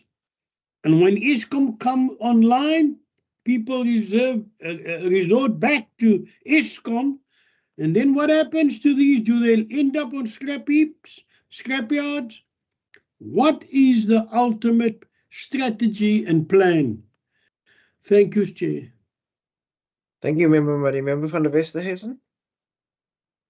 Thank you, Chair. Just in response to Honourable Murray, I do hear him when he says that, this capital investment in terms of emergency power may be excessive currently, but then, Chair, I do believe that having backup power for important installations which otherwise would have dire consequences for the environment, such as sewage flowing into our rivers, etc., to have a backup generator, just as every hospital that has been designed have a backup generator to ensure or to avert a bigger crisis. I do not think that they would become obsolete. We all know that even in the old days, when Eskom had enough generating capacity, transformers did sometimes fail, the infrastructure fails. And I do think it's like an insurance policy. You cannot say, I'm not going to pay for insurance because I may not need it. I do believe that this is an investment in the environment, almost like an insurance policy. But my question is, Chair, if and when the Minister of Energy do come to address us, and I noted his intent to indeed at one or other time come and address this committee, I think we should ask him to also prepare himself on the following question, and that is the fairness of Eskom imposing penalties on consumers, particularly in our case, our provincial government, as well as our municipalities, for exceeding the maximum demand after a period of load shedding. This is not something, that points to bad management on the side of the municipality, but it's bad management on the side of Eskom in terms of the management of their power stations. So I find it extremely unfair that eventually our customers, the residents in our towns, must bear the brunt of these penalties being imposed when it's not being within their ability to manage, and secondly, when it's not through a fault of theirs. I honestly believe that it's something that Eskom should account for. The next item, Chair, is this whole thing of battery energy storage systems. I have read that even from province's side, from the Western Cape side, there are investigations as to whether we can assist with the installation of such systems to manage maximum demand.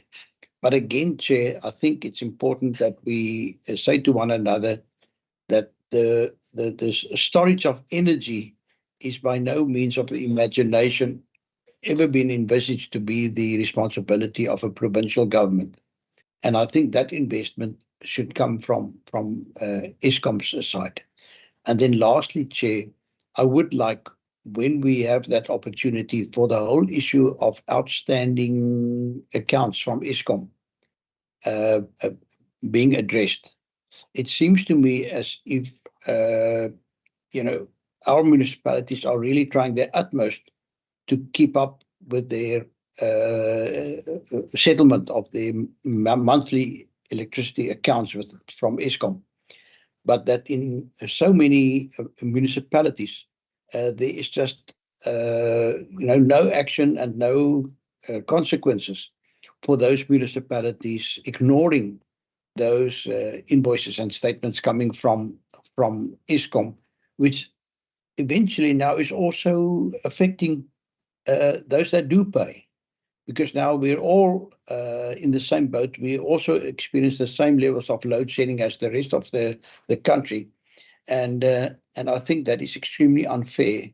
Eskom would probably have been far better funded. They would have been able to maintain the network and the generation capacity far better if it was not for the fact that they had this enormous outstanding debt and that they were unable to pay for certain of their essential expenses, particularly on the maintenance side.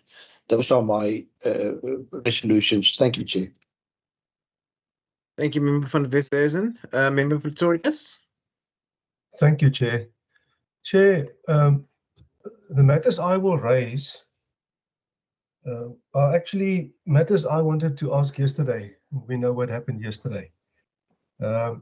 We also just yesterday learned that Eskom has had a 5 billion rand loss in the first 3 months of this year. Now, unless I've missed it in all these presentations that we've had over time now, I don't know how long these municipalities are planning for the eventualities or the non-eventualities of electricity supply.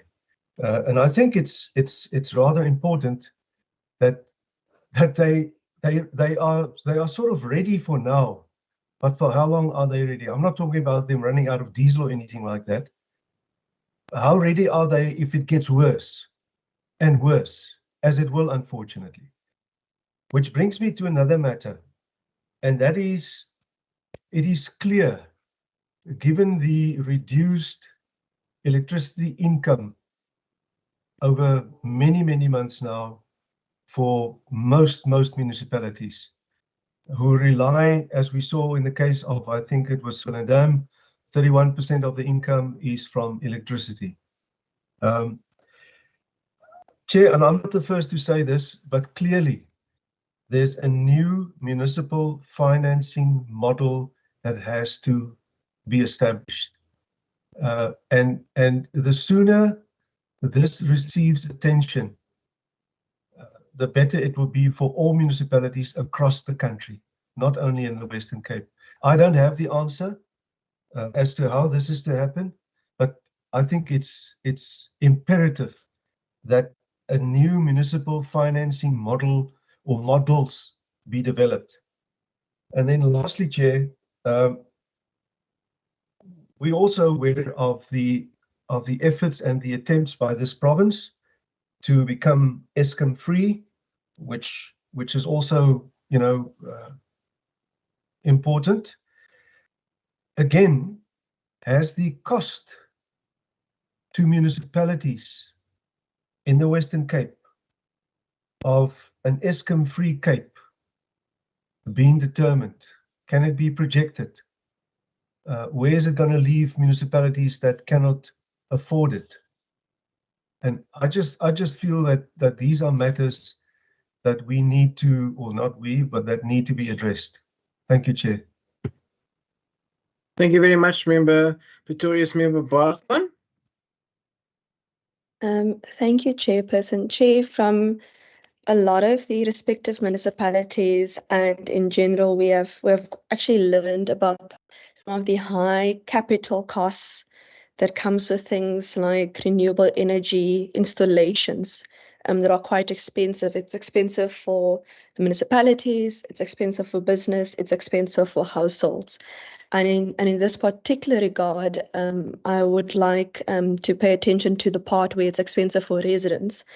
And while both residents and businesses are impacted by load shedding and the current energy crisis, many businesses are currently are a bit more proactive in the energy security strategies. And my hope or ideal would be that every resident has the ability to make an informed decision as to whether they would like to become an energy generator.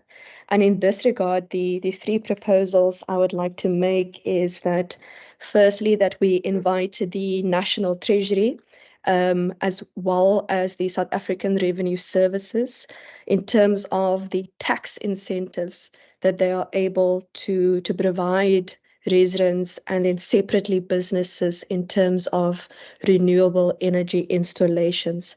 The reason I'm indicating the particular the difference is because I do think that there are some business incentives that have already been put in place in terms of green and sustainable energy over the years, but I don't think it is as I think it's more comprehensive than those that are applicable to residents. Secondly, subsequent to that, I would propose that we then invite the National Treasury along with the Banking Association of South Africa, because separate to tax incentives, what I'm interested in is the financial incentives that organizations such as the banking industry is affording residents in terms of the respective renewable energy installation.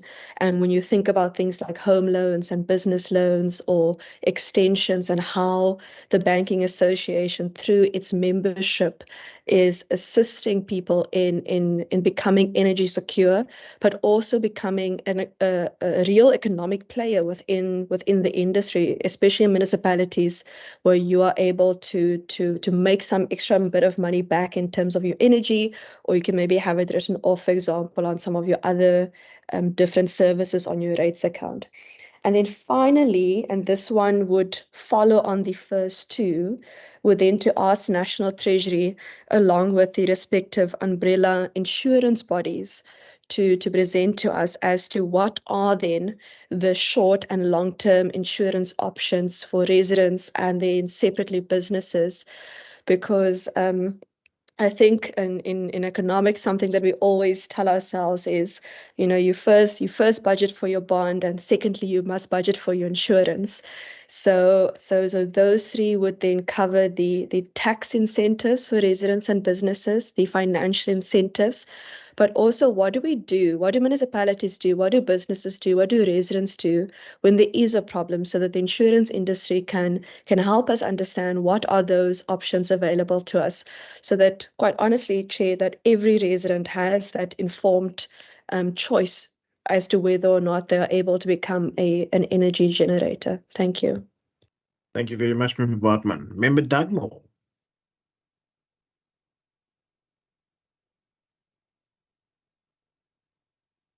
Member Dugmore?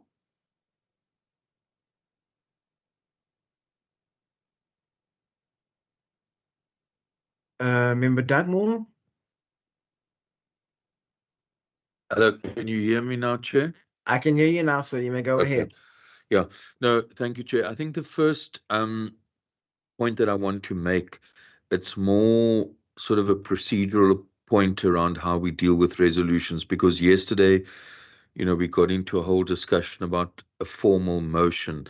Now, my understanding is that committees make resolutions that can be proposed and so on. The committee resolutions are not the same as formal motions, and I think we should just work in the way of resolutions of the committee, which are different to motions in the House. I think the second thing is I would propose that we resolve to request further information from all the Category B municipalities around breakdown of the contribution of electricity sales to their annual budgets. Secondly, that they provide us with their credit control policies in regard to electricity purchases. And then I agree with Member van der Westhuizen about the issue of the generators. I mean, the point is that it's an asset now for the municipalities, and when the load shedding problem is resolved, there could always be circumstances in which emergency power has to be provided for a particular situation. So I agree that it's not a wasteful investment. And then also just from the Category B municipalities, if they can just formally indicate to us whether they have complied with the NERSA tariff or not, and if they haven't, if they can provide reasons for that. I think, Chair, after we've dealt with these resolutions, I just wanted to remind yourself and the committee that yesterday it was agreed that the two requests that I had made, one, that we request the Mayor of Cape Town to come to the committee, that we resolve on that. And then secondly, the cooperative energy initiative in the Eastern Cape in Nelson Mandela Bay also be invited to the committee to do a presentation, but I presume we'll deal with that after we've dealt with the specific resolutions for this meeting. Thank you, Chair. Thank you, Member Dugmore. Member America? Thank you, Chairperson. I think some of my issues were dealt with by previous speakers, but one of the concerning aspect that emanated from the presentations that we received today and on other occasions with other municipalities is the pressure financially being experienced by municipalities with regard to rendering of electricity services. And here I specifically like to highlight the discrepancy between the tariff imposed on municipalities by NERSA and that being granted to Eskom, where it is expected that municipalities should shoulder the difference with regard to the cost of delivery of electricity. And I think as a committee, we should express our concern about the discrepancy and note the concern that the financial pressure it places on municipalities in complying with the NERSA imposed tariff cap that is being placed on municipalities, because it is completely irrational. Thank you, Chair. Thank you, Member America. Members, are there any further resolutions emanating from this meeting?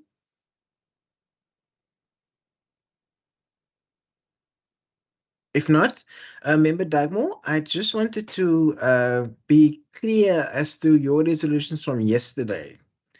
I'm pretty sure I'm clear about the co-op for the Nelson Mandela Bay, that we call them to learn more about their efforts and activities.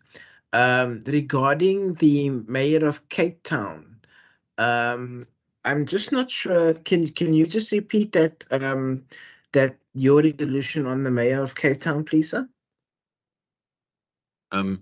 Yeah, thank you, Chair. Chair, just the context briefly is that, you know, this is an ad hoc committee on the energy crisis, and besides the issue of supply and distribution and renewable energy and so on, you know, clearly the committee has been concerned about the impact of all of this in regard to consumers on the ground. Now, in the city of Cape Town, we have on a few occasions heard evidence that the city has refused to apply the NERSA rate and have imposed their own rate, which is above the NERSA rate. That has serious implications for residents in the city of Cape Town.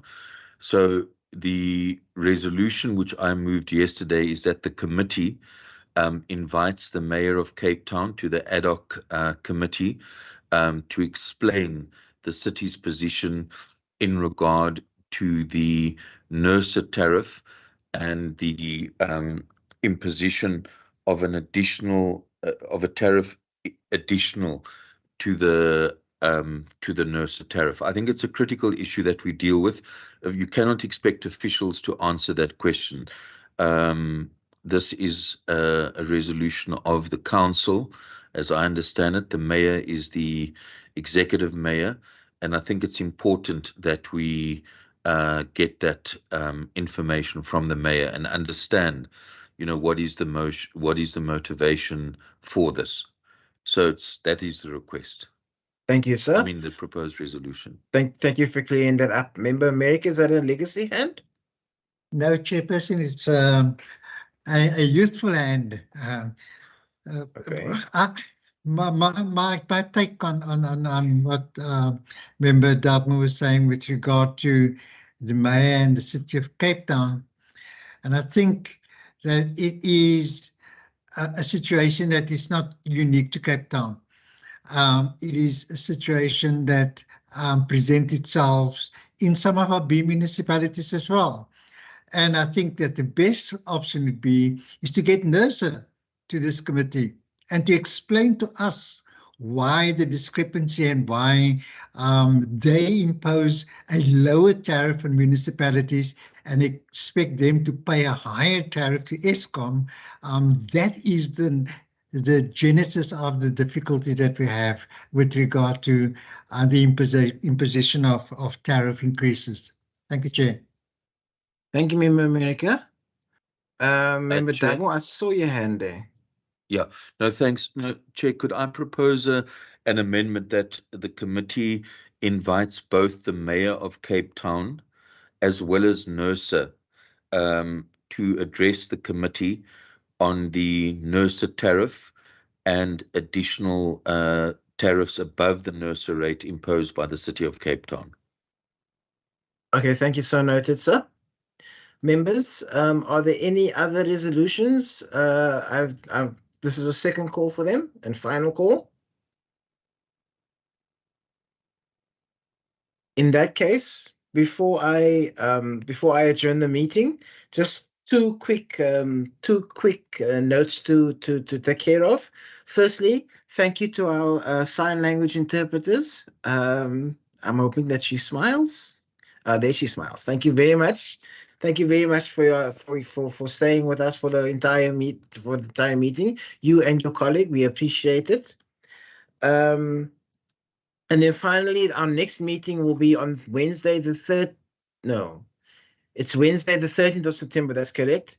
At 9 o'clock to 1 o'clock to engage with the Central Karoo municipalities regarding their efforts in mitigating the energy crisis. Members, thank you very much for your robust and respectful and content questioning. It was a good meeting, and thank you very much for your attendance. Enjoy the rest of your day. The meeting is adjourned.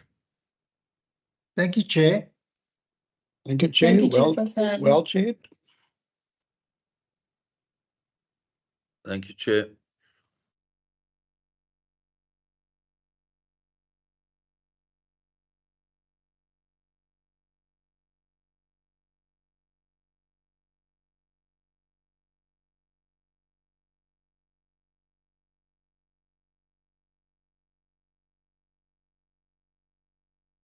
Seconds, please. Is it? Is the meeting finished? How are you? I'm We're all done. right, thanks. Okay, We're done, thank you, yeah. man, for confirming. Okay, I was just on another bye. call. Bye. Okay. Member Fry, hi.